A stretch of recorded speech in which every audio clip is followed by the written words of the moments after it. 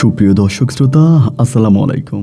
দেশ অথবা দেশের বাইরে থেকে প্রিয় বন্ধুগণ, ঠিক এই মুহূর্তে যে যেখান থেকে বাস্তব জীবনের গল্প শোনার জন্য আমার সঙ্গে যুক্ত হয়েছেন, আমি আপন আর যে আপন জীবনের গল্পের ১৬২১তম পর্বে আপনাকে প্রতিদিনের মতো স্বাগতম জানাচ্ছি। দর্শক বন্ধুরা, আজ আমি আপনাকে শোনাবো নোয়াখালীর ভাই সৌদি প্রবাসী মোহাম্মদ আদিল মজুমদারের জীবনের এক তাজ্জব প্রতারণামূলক করুণ বাস্তব জীবন কাহিনী। বন্ধুরা, আজকের গল্পের টাইটেল সত্য ঘটনা। সৌদিতে ১২ স্বামীর সংসার করছে সুন্দরী রিয়া। এই গল্পটা নোয়াখালীর প্রত্যন্ত এলাকার উচ্চবিত্ত পরিবারের সন্তান আদিল মজুমদারের সঙ্গে ঘটে যাওয়া এক চাঞ্চল্যকর প্রতারণামূলক বাস্তব ঘটনা। এখন বাংলাদেশি মানুষদের জন্য বিদেশ যাওয়া মানে বিদেশে কাজ করার জন্য একমাত্র জায়গা হচ্ছে সৌদি আরব। আমি ইদানিং দেখতে পাচ্ছি যে প্রচুর মানুষ সৌদি আরবে যাচ্ছে এবং সৌদির ভিসাটা অন্য দেশগুলোর তুলনায় অনেকটা সহজ। তো সেক্ষেত্রে গ্রামগঞ্জের সহজ সরল অথবা অনেক শ্রেণীর মানুষ এই সৌদিতে গিয়ে বিভিন্ন প্রতারণার শিকার হচ্ছে। তার মাঝে এমন প্রতারণার ফাঁদে যদি কেউ পড়ে, তার জীবন যৌবন ইহকাল পরকাল সব ধ্বংস হয়ে যাবে। তাই প্রত্যেকটা প্রবাসীর হাতে পায়ে ধরে অনুরোধ করব যে আজকের গল্পটাকে মিস করবেন না, এবং সবাইকে বলবো গল্পটা শুরু থেকে শেষ পর্যন্ত শুনে সৌদি প্রবাসী আদিল মজুমদারকে আপনার মতো করে একটা মন্তব্য কমেন্ট বক্সে লিখবেন। ধন্যবাদ সবাইকে। সুপ্রিয় দর্শক বন্ধুরা, আসসালামু আলাইকুম। আমার নাম মোহাম্মদ আদিল মজুমদার। আমার বাড়ি চট্টগ্রাম বিভাগ, নোয়াখালীতে। বন্ধুরা, আমি আমার জীবনের গল্পটা শুরু করার শুরুতে আপনাদেরকে আমার পরিবারের সম্বন্ধে জানিয়ে রাখি। আমার পরিবারে আমি আছি, আমার বাবা আছে, মা আছে, রয়েছে আমার দাদা দাদি সহ আমার কাকা ফুফি। আমাদের পরিবারে আরও সদস্য রয়েছে আমার ছোট 3টা বোন। আমরা টোটাল 3 বোন 1 ভাই। আমাদের পরিবারটা নোয়াখালী শহরের অদূরের কোনো এক অজপাড়া গায়ের এক উচ্চবিত্ত পরিবার। আমার বাবা পেশায় একজন সৌদি প্রবাসী। আমি খুব ছোটোবেলা থেকে দেখে আসছি যে আমার বাবা মরুর দেশ সৌদি আরবে থাকে, এবং আমাদের গ্রাম তথা এই অত্র এলাকার ভিতরে আমার বাবাই ছিলেন সর্বপ্রথম প্রবাসী, মানে সর্বপ্রথম সৌদি আরবে গিয়েছিলেন। লোকেরা বলা বলি করে আমার বাবার বয়স যখন প্রায় 15 বছর, সে সময় এরকম করে মোচ লাগিয়ে দাড়ি লাগিয়ে ছবি উঠিয়ে তারপরে পাসপোর্ট বানিয়ে আমার বাবাকে খুব কম বয়সে সৌদি আরব পাঠানো হয়। মূলত সৌদি আরবে আমার বাবা রয়েছে হোটেল ব্যবসা, যেখানে বাঙালি ভাইরা খাওয়া দাওয়া করে একটা বাঙালি হোটেল আমার বাবা রয়েছে। ছোটোবেলা থেকে পরম আদর আর ভালোবাসায় আমার শৈশবের দিনগুলো কাটতে থাকে। বাবা যদিও খুব বেশি একটা দেশে আসতেন না, তবে ফোনে ফোনে সবসময় আমাদের খোঁজ খবর নিতেন। এরকম করতে করতে আমি প্রায় অনেকটাই বড় হয়ে যাই। আমার জীবনটা একটা বেপরোয়া জীবন ছিল। আমার পরিবার পরিজন কেউই আমাকে শাসনের মাঝে রাখতে পারতো না। আমি কারো কথা শুনতাম না। উরুচণ্ডী দাসের মতো আমি পণে বাজারে ঘুরে বেড়াতাম। আমি প্রাইমারি স্কুল শেষ করে আমার শিক্ষা জীবনের সমাপ্তি ঘটাই। আমার মা, দাদা, দাদি তথা কাকারাও অনেক চেষ্টা করেছে আমাকে হাই স্কুলে ভর্তি করানোর জন্য, কিন্তু আমাদের এলাকা থেকে হাই স্কুল বেশ দূরে থাকার কারণে আমি হাই স্কুলে যাইনি। আমার দাদা আমাকে 3টা সাইকেল কিনে দেয়। নতুন নতুন সাইকেল কিনে দেয়, যাতে আমি সাইকেলে করে ওই সাইকেলের লোভে আমি স্কুলে যাই। কিন্তু সাইকেল আমি ঠিকই পাইছি, স্কুলে আমি যাইনি। এরকম করতে করতে একটা সময় হঠাৎ করে আমার দাদা মারা যায়। দাদা মারা যাওয়ার পরে পরিবারে দাদি আছে এবং পরিবারের সবার সঙ্গে তখন আমার আগের মতোই সুসম্পর্ক। আমাদের এলাকাতে একজন লোক আছে যাকে সবাই হারু পাগলা বলে। অনেকে হারু পাগলা বলে, অনেকে হারু দাদা বলে। আমার ওই হারু দাদা হচ্ছে আমাদের এই অত্র এলাকার নামকরা একজন সম্পদশালী লোক। তিনি মূলত তার শ্বশুর বাড়িতে থাকতেন। তার শ্বশুর বাড়িতে থাকা অবস্থায় তার শ্বশুর শাশুড়ি মারা যায় এবং তার কোনো শালা সম্বন্ধী কেউই ছিল না। তার স্ত্রী ছিল একমাত্র, আর এই স্ত্রী ছিলেন এই অগাধ বাবার সয় সম্পত্তির মালিক। স্ত্রী মৃত্যুবরণ করার পরে এই সমস্ত সম্পত্তির মালিক হয় হারু দাদা। হারু দাদা আমার দাদার সঙ্গেও সম্পর্ক বেশ ভালো ছিল। আমার নিজ দাদার চেয়েও আমার হারু দাদার সঙ্গে সম্পর্ক আরও বেশি ভালো। তো দেখা যায় এরকম করতে করতে একদিন হলো কি, মসজিদের মধ্যে শুক্রবারে আমি আর দাদা মিলে মসজিদে যাচ্ছি। উনি হচ্ছে এলাকার এমন একটা দাদা যে সবাই তার সঙ্গে দুষ্টুমি করে, ছোট বড় জোয়ান বৃদ্ধ বয়স্ক সবাই তার সঙ্গে দুষ্টুমি শয়তানি করে এবং তিনিও সবার সঙ্গে খুব দুষ্টুমিপূর্ণ সম্পর্ক। এরকম করে একদিন শুক্রবারে যখন আমরা সবাই মসজিদে গিয়েছিলাম জুমার নামাজ পড়ার জন্য, তো জুমার নামাজের পরে দুষ্টুমি করতে করতে ওই দিন আবার হুজুরে দেখবেন জুমার নামাজে শুরু হওয়ার আগে হুজুরে একটু ওয়াজ করে। তো হুজুরা ওয়াজ করে এবং জীবন যৌবন বিয়ে নিয়ে হুজুর একটু ওয়াজে কথাবার্তা বলে যে যদি কারো যৌবন থাকে, সে যদি বৃদ্ধ হয়ে যায় তবে তাকে বিয়ে করা উচিত, তার বিয়ে করতে হবে, তাকে বিয়ে করা উচিত, এবং এরকম করে কিছু ফতুয়া বা কিছু ওয়াজ হুজুর করে। তাই তারপরে ওয়াজ শেষ হলো, আমরা নামাজ পড়লাম, খুতবার পরে নামাজ শেষ করছি, মুনাজাতের পরে আমাদের এলাকায় আর আরেকজন দুষ্ট লোক তিনি দাঁড়ায় বলতেছে, হুজুর আপনার ওয়াজ তো আমরা নামাজ শুরু হওয়ার আগে শুনেছিলাম, বেশ ভালো লেগেছে। আপনার ওয়াজ শুনে মনে হলো আমাদের এলাকার যে হারু পাগলা আছে ওনার এখনও যৌবন আছে, উনি বিভিন্ন নারীর ঘরে দুয়ারে এখানে সেখানে ঘুরে বেড়ায়, তারে বিয়ে দেওয়া দরকার, তারে বিয়ে করানো দরকার, আপনার ওয়াজ মোতাবেক তারে বিয়ে করাই দেন। তাই সবাই তখন একই বাক্যে দাঁড়ায়, হয় না যে গ্রামের একটা দুষ্টমিপূর্ণ মসজিদে বসে সবাই বলতেছে যে হারুরে তখন আমরা বিয়ে করাবো। হারুদাদেরও জিজ্ঞেস করার পরে বলে যে গ্রামবাসী যদি বলে তাহলে আমি বিয়ে করব। কিন্তু তার বউ মরে গেছে আজকে প্রায় 40 বছর এবং তার কোনো সন্তানাদিও হয়নি। তাই 40 বছরে তিনি কখনো বিয়ের নাম মুখে আনেনি। ওই দিন আল্লাহর কি হুকুম, হঠাৎ করে মসজিদে সে বিয়ে করতে রাজি হয়ে গেল। পুরো গ্রামে হয়ে গেল এক এলাহি কাণ্ড।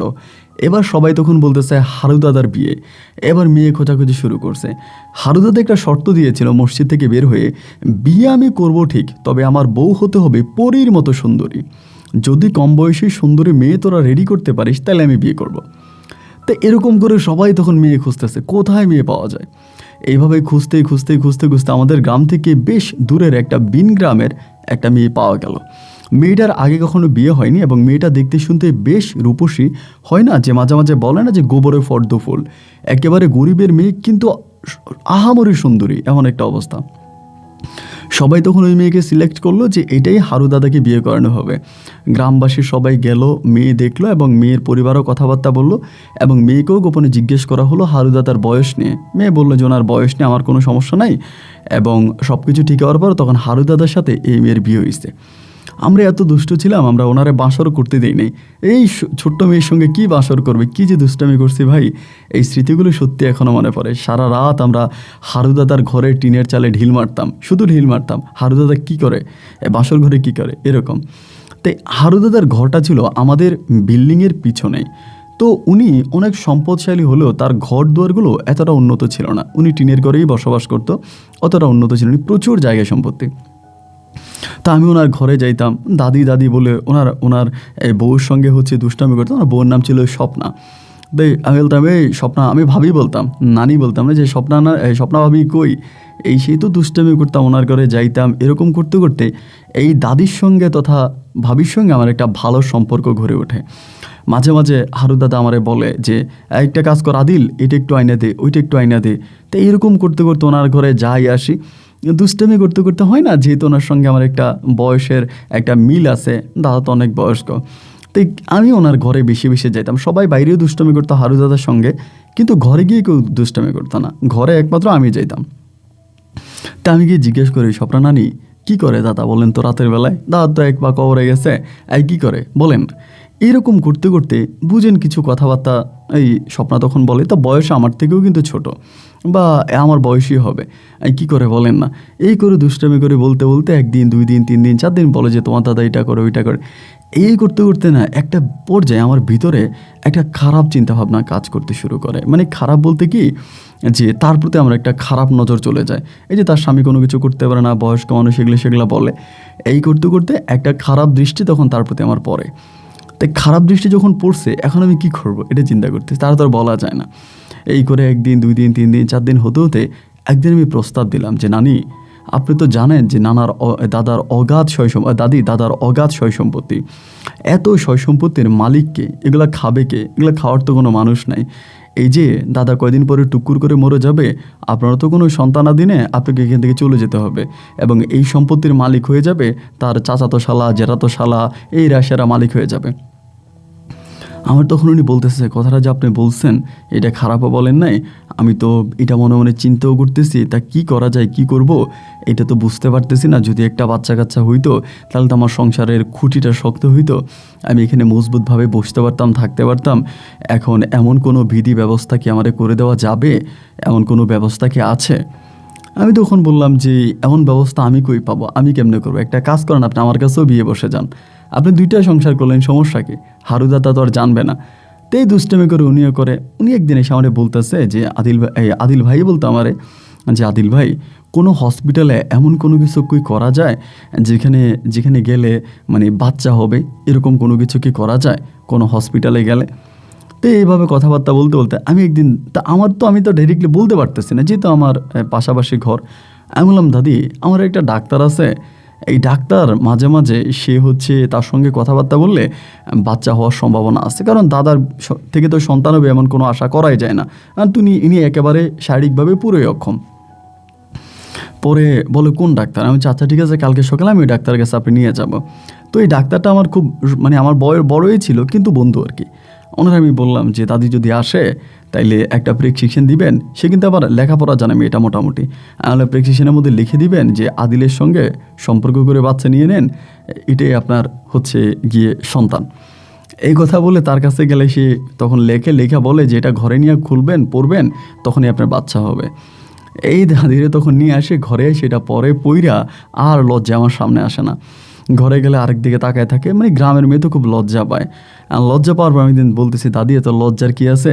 ওই রিপোর্টে যা লেখা আছে তা যদি করেন তবে আপনার সংসারে খুঁটি শক্ত হবে, দেখবেন সন্তানাদি হলে এটা কার সন্তান তা তো আর কেউ দেখবে না। দাদা বড় জোর আর হয়তো 5 থেকে 6 বছর বাঁচবে, এর থেকেও বেশি তো আর বাঁচবে না। এরপরে এই দাদার নামে ছেলের কাগজপত্র হয়ে গেলে এই সমস্ত সম্পত্তির মালিক কিন্তু ছেলে হয়ে যাবে, তথা আপনি হবেন। একটা কাজ করেন, আমার কথাটা শোনেন। এই বলার পরে দাই তখন বলে, তাহলে তো কথাটা খারাপ বলেন নাই। তাই বললাম, আজকে রাতে কিন্তু আসবো। কয়, না না না, আজকে রাতে আইসেন না, আপনি কালকে এসেন। এইভাবে একটা টাইম দিয়ে দিল, এবং টাইম দিয়ে দেওয়ার পরে সে রাতে আমি তখন মোটামুটি মনের মানে কি বলে খারাপ খাইশ পূরণ করার জন্য তার ঘরে ঢুকলাম। দাদা হয় কি যে খুল্লুর খুল্লুর করে কাশতে কাশতে ওই সন্ধ্যা রাতেই ঘুম, সারা রাত ঘুমাগে ভোর রাতে উঠে নামাজে যাবে, ওনার তো আর কোনো ফিল নেই। এই দাদা যে করে দাদির নিয়ে ঘুমাইছে তার পাশের রুমে আমি আমার দাদির সঙ্গে সারা রাত কাটাইলাম। দাদি মানে ওই আপনার হারু দাদার বউ আর কি। তার সঙ্গে এরকম করে প্রায় প্রতি রাতেই আমি সময় কাটাইতেছি, থাকতেছি, মানে নিজের খারাপ ইচ্ছাটা তখন পূরণ করতেছি। এইভাবে সময়টা কাটতে কাটতে কাটতে কাটতে একটা পর্যায়ে মোটামুটি বিশাল হয়ে গেছে, সে গর্ভবতী হয়ে গেছে। এবং গর্ভবতী হওয়ার পর আমার বলতেছে, জাদিল ভাই কাজ কিন্তু হয়েছে, যেটার জন্য কষ্ট করছেন এটা সার্থক হয়েছে, আমার পেটে কিন্তু বাচ্চা আসছে। তাহলে তো আলহামদুলিল্লাহ, এবার তো আর আপনার কোনো চিন্তা ভাবনা নাই, যেহেতু আপনার পেটে বাচ্চা আসছে তো আপনার ভবিষ্যৎ উজ্জ্বল। পরে বলতেছে, পেটে যে বাচ্চা আসছে আমার ভয় লাগে, বাচ্চা যদি দেখতে আপনার মতো হয়। আলাম ধুরো, বাচ্চা মানুষ দেখতে আমার মতো ছোটোবেলায় কি বুঝে যাবে নাকি চেহারা, আর এটা বড় হইতে হইতে ছেলে সম্পত্তির মালিক হয়ে যাবে, সমস্যা নাই। এই করে কথাবার্তা বলে দুষ্টামি করে করতে করতে কিছুদিন পরেই মানে বাচ্চাটা মোটামুটি এই আপনার হওয়ার মাস দেড়েক পরে সে আমার প্রতি খুব দুর্বল। আমার খাওয়া দাওয়া করায়, আমার এইটা করায় সেটা করায়, মানে আমার প্রতি অনেক দুর্বল। আমি বলি, এরকম করবেন না, আবার লোকে সন্দেহ করতে পারে। গ্রামের মানুষ তো সন্দেহর চোখে একটু বেশি দেখে, তারা সন্দেহ টন্দেহ করতে পারে। এতটা ক্লোজ হওয়ার দরকার নাই, আপনি একটু দূরত্ব রেখে রেখে কাজ করার চেষ্টা করেন।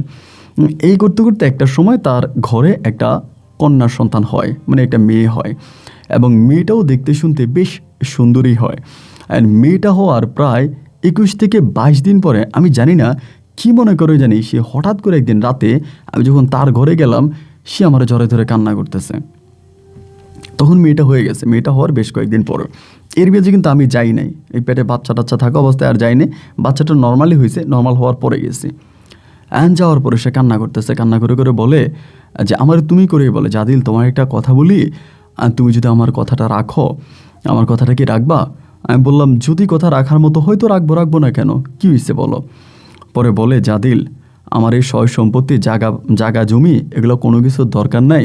আমি তোমার দাদার জায়গা দিয়ে কি করব? আমার এই হয়তো আমি গরিবের মেয়ে ছিলাম, আমার অর্থ সম্পদ ছিল না, যার কারণে আমার বাবা এরকম সম্পদশালী একটা বুইড়ার সঙ্গে আমাকে বিয়ে দিয়ে দিছে। তো আমি তো নাকি বিয়ে করে এত সম্পত্তির মালিক হয়েছি, সম্পদ পাইছি, বা এগুলো আমার কিছুই প্রয়োজন নাই, আমি আসলে তোমার মতো একটা স্বামী চাই, যে স্বামীটার সঙ্গে আমি আমার জীবনটা কাটাতে পারবো এবং সুখে শান্তিতে থাকতে পারবো। আমি তোমার মতো একটা স্বামী চাই। অ্যান্ড এটা বলার পরে আমি বললাম যে তুমি কি বলতে চাও, আসলে আমাকে একটু বুঝিয়ে বলো তো, আমি তোমার কথা আসলে কোনো কিছু বুঝতে পারছি না। তখন আমাকে বলে কি যে আমি আসলে খোলাখুলি করেই বলি, এত না ঘুরিয়ে, আমি আসলে তোমাকে বিয়ে করতে চাই এবং আমি আমার জীবনের বাকি সময়টা তোমার সঙ্গে কাটাতে চাই। এইটা বলার পরে আমার মাথায় তখন আসমানটা ভেঙে পড়ছে। আয় হায়, এ বলে কি, এখন আমি কি করব? মানে আমার কাছে মনে হচ্ছে যে তখন মনে হয় যেন আমার গোটা পৃথিবীটা অন্ধকার হয়ে গেছে। আমি যে কী বলতেছেন এগুলো আপনি, তোর এগুলো কোনো কথা নাকি, এটা লোকে জানলে কি বলবে? বলে না, আমার এই জায়গা সম্পত্তি, আমার এই বাড়িঘর, এসব কিচ্ছু দরকার নাই, আমি আমার মেয়েটাকে নিয়ে তোমার সঙ্গে সংসার করতে চাই, আমি তোমাকে বিয়ে করতে চাই।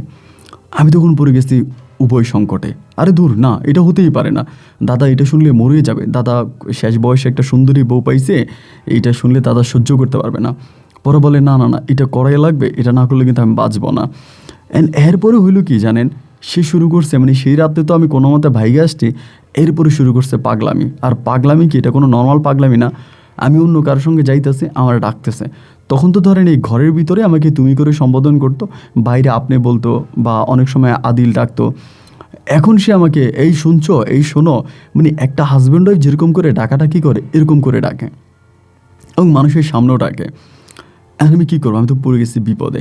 আমি তার কাছে, যেটা কী ধরনের কথা, এই তুমি সবার সামনে আমাকে এরকম করে কেন ডাকো, লোকে তো সন্দেহ করবে। ওই তখন বলে আমিও তো চাই লোকে সন্দেহ করুক, লোকে সন্দেহ করে তোমার সঙ্গে আমাকে বিয়েটা পড়াই দেখ, আমি তো এটাই চাই। আমি বললাম আরে তুমি কি পাগল হইছ, এই হারু দাদার বিঘায় বিঘায় সম্পত্তি, এত সয় সম্পত্তির মালিক এই লোক, তার তো কোনো কিছুর অভাব নাই, তারপরেও কেন তুমি এরকমটা করতেছো? ও বলে আমার সম্পত্তিও লাগবে না, আমার বিঘায় বিঘাও কিচ্ছু লাগবে না, আমার তোমারে লাগবে, আমি তোমাকে চাই এবং তোমার সঙ্গেই বাকি জীবনটা কাটাতে চাই, আমি আর কোনো কিছু চাই না। ভাই তখন তো আমি আরও বিপদে পড়ে গেছি। আমি এখন কি করব? আমার তখন চারদিকটা অন্ধকার হয়ে গেছে, আমার তখন চারদিকটায় অন্ধকার। আমি তারে যতই বুঝাই, যেভাবেই বলি, সে আমার কোনো কথা শোনে না। এবার শুরু করছে কি, হাত কাটা। ধরেন আমাকে বলবে আজকে রাতে কিন্তু তুমি আসবা, আমি বললাম আজকে রাতে যাইতে পারবো না, এই রাতের বেলায় না গেলে দেখি কি সকালবেলা তার হাতে ব্যান্ডেজ, সে তার হাত কেটে ফেলছে। এবং এরকম করতে করতে হারু দাদা যদিও বয়স্ক মুরব্বী মানুষ, মুরব্বীরা তো একটু বেশি অভিজ্ঞ হয়ে থাকে, তার মনেও তখন আস্তে আস্তে করে সন্দেহ জাগতে শুরু হয়েছে। আমি তার ঘরে যাই আসি, এবং তার মেয়ে হঠাৎ করে হয়েছে, তার ওয়াইফের সঙ্গে তার কীরকম সম্পর্ক এটা তো সে নিজেও বুঝে ভালো করে। বাচ্চা হওয়ার মতো সম্পর্ক তো তার ওয়াইফের সঙ্গে না, তারপরেও বাচ্চা কেমনে হয়েছে, এমনিতেই তো তার মাথায় অনেক টেনশন বা চিন্তা। এর মধ্যে যখন আমি না যাই, তার বউ হাত কাটিয়ে ফেলে বা আমাকে এইভাবে ডাকে ডুকে এগুলো করে, এতে তার মনের সন্দেহ আরও তীব্র হয়ে গেছে। এইবার সে শুরু করছে, মানে মোটামুটি এমনে সামনে আমারে জিজ্ঞেস করার মতো মনে একটা পজিশনও খুঁজতেছিল যে কীভাবে জিজ্ঞেস করা যায়। আমি তখন কী করলাম, মানে এই ঘটনাটাই আমার এক দুঃসম্পর্কের বন্ধু, মানে বিনগ্রামের একটা বন্ধুর সঙ্গে তখন বিষয়টা শেয়ার করলাম। ওরে এমন কিছু, মানে আমাদের গ্রাম থেকে অনেক দূরে, ও আসলে আমাদের গ্রামের কাউরেও চিনে না বা এরকম কিছু না, ওর সঙ্গে থার্ড পার্টি হিসেবে ওর সঙ্গে আমি তখন শেয়ারটা করলাম যে দোস্ত এমন এমন ঘটনা, কি করা যায়? ওই তখন আমারে বলতেছে, আরে আদিল তুই তো বড় ভুল করে ফেলেছিস, এখন তুই মহিলার ফাঁদে তুই পড়ছিস, তোর তো জীবন ধ্বংস হয়ে যাবে, তুই একটা কাজ কর, তুই দ্রুত বিদেশ চলে যা, আর যদি তুই বিদেশ না যাস তাহলে মেয়েরে তোর বিয়ে করা লাগবে। আচ্ছা আমি তোর জীবনে বিয়ে করবো না। আরে আমি এবার কেমনে বিয়ে করবো, এটা সম্ভব? বলে যদি ওরে বিয়ে না করতে চাস বা ওরে বিয়ে না করিস তাহলে তুই চলে যা, তুই এই দেশ ছেড়ে চলে যা। তো আমার আব্বা কিন্তু অনেক দিন ধরে আমার বলতেছিল যে আদিল আমি ব্যবসা করি, আমি সবসময় ক্যাশে বসতে পারি না, বাইরের লোক ক্যাশে বসাইলে সমস্যা, ব্যবসার অনেক ক্ষতি হইতেছে, তুই বিদেশ চলে আয়, আব্বুর দোকানে বয়, এটা ওইটা। আব্বা কিন্তু সবসময় আমারে বলতো, আর আমি কিন্তু কোনো সময় আব্বারে বলতাম না যে আব্বা আমি যাবো বা করবো বা কিছু একটা। আমার আসলে মূল কথা কি, এসব ভালো লাগে না, এই ব্যবসা বাণিজ্য, মানে আমার কাছে ফ্রি লাইফ ভালো লাগে, এত মানে হিজিটেশন আমার ভালো লাগে না। আমি বললাম, আমি তখন বলতেছে যে তুই আয় তুই ব্যবসাটা কর, আমাকে এইভাবে বুঝাইতেছে। তো এবার আমি যখন আমার বন্ধু যখন আমার এমনি বললো, আমি আব্বারে ডিরেক্ট বলতেছি যে আব্বা আমি কিন্তু তাইলে যাব, আমি কিন্তু বিদেশ যাব। আব্বা আমারে বলতেছে, আরে বাবা আমার ছেলে এতদিন বিদেশ আসে না, বিদেশ আসবে না, তার কত কি এখন সে বিদেশে আসবে। মানে আব্বা তো শুনে সঙ্গে সঙ্গে বলছে তুই পাসপোর্ট কর। আমি বলছি আব্বা একটা শর্ত আছে, আমি যে যাব আপনি কিন্তু বাড়ির কাউরে জানাইতে পারবেন না। আমার আব্বা বলে কি তুই বাড়িতে কোনো অকারেন্স করছিস, খারাপ কিছু করছিস? আমি বললাম না আব্বা, আমি যেদিন যাবো ওই দিন সবাইকে সারপ্রাইজ দিয়ে চলে যাব, আপনি কাউরে ইভেন মারাও বলতে পারবেন না। তা আমার আব্বা কি আমার ভক্ত ছিল, আমি যেটা বলতাম আব্বা সেটাই করতো, আমার কথার বাইরে আব্বা খুব বেশি একটা কথা বলতো না।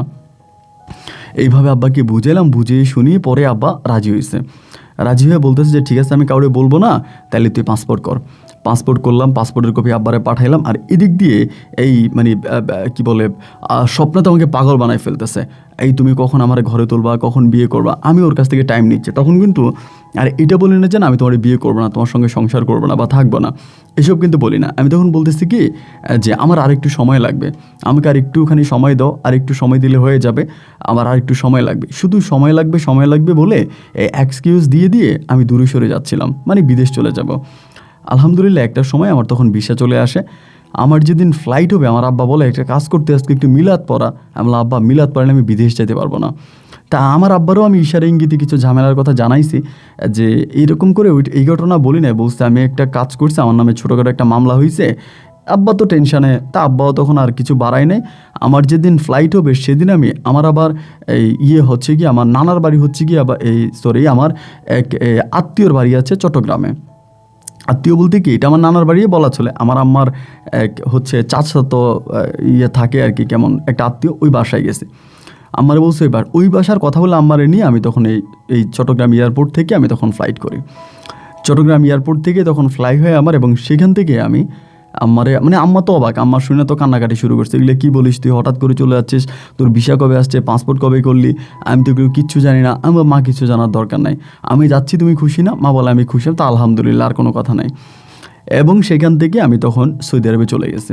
যাওয়ার পরে তো আমার আব্বার ব্যবসা বাণিজ্য সব কিছু দেখতেছি, দোকানপাট। এবং যাওয়ার পরে ঘটনাটা আমার আম্মাকে কিছুটা জানাইছি, মানে সৌদি যাওয়ার পরে কীভাবে জানাইছি দেখেন। আমি সৌদি আরব চলে গেছি, এটা যাওয়ার সঙ্গে সঙ্গে স্বপ্না তখন বিষ খায়, এবং বিষ খেয়ে স্বপ্না হসপিটালে যায়, এবং হসপিটালে তার বিষ হচ্ছে করে অনেক কষ্ট তার হসপিটাল হয়, এবং সেখান থেকে বের হয়ে মানে তো ভাবছি সে মারাই যাবে। হসপিটাল থেকে আসার পরে আমি আম্মারে কিছুটা ইশারা দিয়ে দিছি যে আম্মা এমন এমন ঘটনা। আম্মা তো আমার গালাগালি করে শেষ, তুই কেন হারুর মনে কষ্ট দিলি, বা উনি একজন সম্মানিত মানুষ, আম্মা কেন তুই এটা করলি, মানে আম্মা খুব করছে। আম্মা আমি যৌবনের বয়সে পড়ে বা এই মেয়েও ওই মহিলাও ভালো না, আমারে তার ফাঁদে পালাই দিছে, আমি যা করা তা করে ফেলছি, মা তুমি আমাকে মাফ করে দাও, আমি সব কিছুর জন্য ক্ষমা চাই। তো এগুলো বলার পরে আমার আম্মাও তখন মোটামুটি একটু শান্ত স্বভাবই মানুষ ছিল। আম্মা বলে আচ্ছা ঠিক আছে, এটা নিয়ে তাহলে আর কথা বাড়াইস না, এইসব নিয়ে কথা যত ঘাঁটাঘাঁটি করবি ততই সমস্যা। তা আমি আর এই নিয়ে কোনো কথা বাড়াইলাম না, আমি আমার মতো করে সব কিছু মোটামুটি স্টপ করে দিলাম। এবার আমি সৌদি আরবে আছি, কামাই রুজি করতেছি, বাড়িতে টাকা পাঠাইতেছি, আব্বার দোকানপাট দেখাশোনা করতেছি, কিন্তু ওই স্বপ্নের সঙ্গে আর কোনো যোগাযোগ নাই, মানে টোটালি তার সঙ্গে আমার পুরো যোগাযোগটাই বন্ধ হয়ে গেছে। তো যেহেতু সৌদিতে থাকি, ধরেন প্রচুর টাকা পয়সা ইনকাম করি, সব বড় বড় লোকদের সাথে চলাফেরা করি, এখানে যাই ওখানে যাই, সবার সঙ্গে অনেকটা ভালো সম্পর্ক হয়। এরকম করতে করতে আপনাদের কুমিল্লার একটা ছেলে নাম হচ্ছে বাহার, আর বাড়ি হচ্ছে ব্রাহ্মণবাড়িয়ার ওইদিকে। অ্যান্ড এই ছেলেটার সঙ্গে আমার সম্পর্কটা বেশ ভালো, মানে আমাদের ওই আমি যে এলাকায় থাকতাম ওই আবার মানে আপনার করতো, আপনার কাজ করতো, ইলেকট্রিকের কাজ করতো বলতে কেউ বড় বড় যে বিলাগুলো তৈরি করা হয় ওইগুলোর ইলেকট্রিশের যে কাজগুলো ওগুলো কন্ট্রাক্টে নিয়ে ওগুলার কাজ করাইতো। আবার তার হার্ডওয়ার্কের দোকানও ছিল, মানে বিশাল বড় দোকান, আবার অনেক ভালো মানের ব্যবসায়িক দোকানপাট আছে, ব্যবসা বাণিজ্য আছে। আমার সঙ্গে তার একটা ভালো সম্পর্ক, আমার আব্বারও যেহেতু ব্যবসা আছে, তারও ব্যবসা আছে, সব কিছু মিলে তার সঙ্গে আমার একটা ভালো সম্পর্ক। তো এই সম্পর্ক হতে হতে হতে হতে দুজনে বেশ গভীর একটা সম্পর্কের মধ্যে পৌঁছায় যায়। তো এই করতে করতে তার ভিতর থেকে তখন একটা কথা আমি জানতে পারি যে তার একটা আমেরিকান মেয়ের সাথে সম্পর্ক আছে। মেয়েটা থাকে হচ্ছে ইউএসএ এবং হচ্ছে নিউ ইয়র্কে থাকে। এই মেয়েটার সঙ্গে সম্পর্ক আছে, মেয়েটার নাম হচ্ছে রিয়া খান হচ্ছে মেয়েটার নাম, এবং খুবই সুন্দরী। আমি তার মোবাইলে ছবি দেখছি, এবং ছবি দেখে তো আমি পুরো পাগল হয়ে গেছি, মানে এত সুন্দর মেয়ে হতে পারে নাকি, পরীর মতো সুন্দর। আমি তো এবার সে বলতেছে যে আমি তোরে বিয়ে করবো, এই সেই, হয়তো আমার সঙ্গে এসে 2বার দেখা করে গেছে বা এই সৌদিতে। বললাম সে আমেরিকা থেকে সৌদি এসে দেখা করছে 2বার? বলে হ্যাঁ, 2বার আমার সঙ্গে দেখা করছে, আমরা অনেক জায়গায় ঘুরতে গেছি, আমরা একসঙ্গে হোটেলে ছিলাম। মানে তাদেরই ভালো লাগার কথাগুলো শুনে না আমারও জানি ভিতরটা তখন কেমন লাগতেছে যে আয় হায়, এমন একটা বড় লোকের মেয়ে বা একটা আমেরিকান মেয়ের সঙ্গে প্রেম করলো, মেয়ে দেশে আসছে, তার সঙ্গে দেখা করছে, ঘুরছে ফিরছে। এই সব কিছু শুনেই তখন আসলে আমার ভিতরটা জানি কেমন একটা মানে নাড়া দিয়ে উঠছে, ভিতরটা কেমন জানি একটা নাড়া দিয়ে উঠলো। উঠার পরে তার সঙ্গে কথাবার্তা বললাম, একটা ভালো সম্পর্কই তখন মোটামুটি আমাদের তৈরি হলো, বেশ ভালো একটা সম্পর্ক তৈরি হলো। এবং ও আমারে বলে যে ওর গার্লফ্রেন্ড যে আছে রিয়ার সঙ্গে আমাকে পরিচয় করে দিয়েছে যে রিয়া আমার বন্ধু আদিল বাংলাদেশ থেকে আসছে, ওর বাবা এখানে বিজনেস করে। তে আমার সঙ্গে মেয়ের কথাবার্তা হলো মোটামুটি খুবই ভালো, মানে এতটাই ভালো, এতটাই নম্র ভদ্র, যা আসলে ঠিক আমি আপনাকে বলে বোঝাতে পারবো না। তো এরকম করতে করতে পরে একটা পর্যায়ে মেয়েটা তখন বলতেছে আমি কিন্তু মানে সৌদিতে আসবো, সে সৌদিতে আসার জন্য প্রস্তুতি নিচ্ছে। আর মেয়ে যখন একবার সৌদি আরবে আসে তখন মনে করেন বাহার পাগল হয়ে যায়। উনি যদিও আমার থেকে বয়সে একটু বড়ই হবে, বাট আমি তার সঙ্গে ফ্রেন্ডলি সম্পর্ক। বাহার তখন পাগল হয়ে যায়, মানে মেয়ের জন্য কি করবে না করবে, মানে তখন তার মাথা ঠিক নেই। মানে অনেক টাকা, মানে শুধু গোল্ড স্বর্ণ এটা ওইটা এগুলো সে কিনে, এবং মেয়ে আসলে মেয়েরে পরায় দেয় এটা সেটা। তো মেয়ে আসছে, আসার পর আমি মেয়েকে দেখলাম, লম্বা অতটা না, একটু খাটো করে, কিন্তু অনেক সুন্দর, অনেক সুন্দর। এবং ওই কী করলো, মেয়ের অনেক গিফট দিল, এটা দিল ওইটা দিল। পরে তার মানে সে মেয়েটা যখন আসবে সৌদিতে তখন ওর মোটামুটি 20 থেকে 25 লাখ টাকা নাই, এই মেয়ের পিছনে খরচ করবে। মেয়ে 10 দিন 15 দিন থাকবে এবং থেকে আবার সে মেয়েকে এয়ারপোর্টে দিয়ে আসবে, মেয়ে চলে যায়। এইরকম করে মেয়েটা বেশ বার আসছে, আবার আসার সময় কিন্তু ওর জন্য অনেক গিফট নিয়ে আসে, অনেক গিফট কিন্তু ওর জন্য নিয়ে আসে। এরকম করতে করতে একটা পর্যায়ে ও তখন করলো কি, মেয়েটা বলতেছে ওরে নিয়ে যাবে, মানে আপনার এই কী বলে আমেরিকাতে নিয়ে যাবে। তাদের মাঝে আবার বিয়ে শাদিও হয়ে গেছে, বিয়ে শাদি করছে, করে যে ডকুমেন্ট প্রমাণ সব কিছু মেয়ে নিয়ে গেছে তার হাজব্যান্ড হিসাবে। এখন মেয়ে ওরে বলতেছে যে তোমার তো ভিসা প্রায় হয়ে গেছে, একটা কাজ করো, তুমি দোকানটা সেল করে ফেলো, দোকানটা সেল করো, আর কিছু টাকা পয়সা লাগবে, কিছু টাকা পয়সা ম্যানেজ করো। মেয়ে যেহেতু তার ফ্যামিলির সঙ্গে থাকে, মেয়ে পড়াশোনা করে, রিয়া পড়াশোনা করে, ওর ফ্যামিলি থেকে তো ফ্যামিলির বাইরে কোনো কিছু করে না, সো স্টুডেন্ট মানুষ এত টাকা কোথায় পাবে, ওর তো আর এত টাকা নাই। তো যার কারণে ওই তখন করছে কি, এই দোকান বিক্রি করার পরিকল্পনা করতেছে। দোকান বিক্রি করছে, দোকান বিক্রি করার পরে ওর জন্য টাকা পাঠাইছে, রিয়ার জন্য টাকা পাঠাইছে। দোকানটা তখন বিক্রি করে ফেলে, বিক্রি করে এর জন্য টাকা পাঠায় ভিসা প্রসেসিং করতে, যেসব টাকা ঢোকা লাগে এগুলোর জন্য। এখন টাকা পাঠাইছে, ভিসা হইতেছে না, এরকম করে ভিসা হইতেছে না, মানে খুব বাজে একটা অবস্থা। এখন ও মানে রিয়ার একদিন করলো কি, রাতের বেলা খুব গালাগালি করছে। আমি সহ ছিলাম সামনে, তুই আমার ভিসা দিবি কি দিবি না বল, আমার ব্যবসা কেন তুই বন্ধ করাইলি, এটা সেটা, মানে খুব গালাগালি করছে। করার পরে ও ফোনটা কেটে দিছে, ফোনটা কেটে দিয়া ও আর রিয়ার সঙ্গে কোনো যোগাযোগ নাই, মোবাইল বন্ধ করে দিছে। করে দিয়ে ওই খাওয়া দাওয়া করে না, ঘুমায় না, মানে ওর এক অন্যরকম অবস্থা। ও মনে হয় যেন মরে যাবে, মানে ও বাঁচবে এমন কোনো অবস্থা নেই, যেন মারা যাবে, মানে ওর অবস্থা তখন এমন তোর ছটপটে হয়ে গেছে। পরে আমি বললাম যে রিয়া একটা কাজ করো, সরি এই ইয়ারে বললাম, বাহার বাইরে বলেন যে বাবা একটা কাজ করেন না, আপনি একটা কাজ করেন, যেহেতু ধরেন আপনার সঙ্গে ওর একটা ঝামেলা হয়েছে বা ঝগড়া হয়েছে, আপনি একটা কাজ করেন, নাম্বারটা আমারে দেন, আমি কথা বলে দেখি আপনাদেরকে মিলাই দিতে পারি কিনা। মানে উনিও কিন্তু চাচ্ছে যে মিলে যাওয়ার জন্য আর কি, হয়তো আমার এটা খুলে বলতে পারতেছে না, জাদিল তুই নাম্বারটা নিয়ে একটু কথা বলে আমাদের সম্পর্কটা ঠিক করে দে। তারপর আমি যখন বলছি, পরে সে বলতেছে আচ্ছা ঠিক আছে, তাহলে তুই একটু কথা বল, এটা কিন্তু ভালোই হয়। পরে আমাকে নাম্বার দিচ্ছে, নাম্বার বলতে ইমো নাম্বার দিয়েছি। ইমো নাম্বার দেওয়ার পরে আমি তখন সাদে গেছি, আমরা যে বিল্ডিংয়ে থাকতাম এটা সাদে গেছে, সাদে গিয়া ফোন দিয়েছে, ওনার সামনে দেই নেই, উনি বলে তুই নীরবে আলাদা গিয়া বুঝা।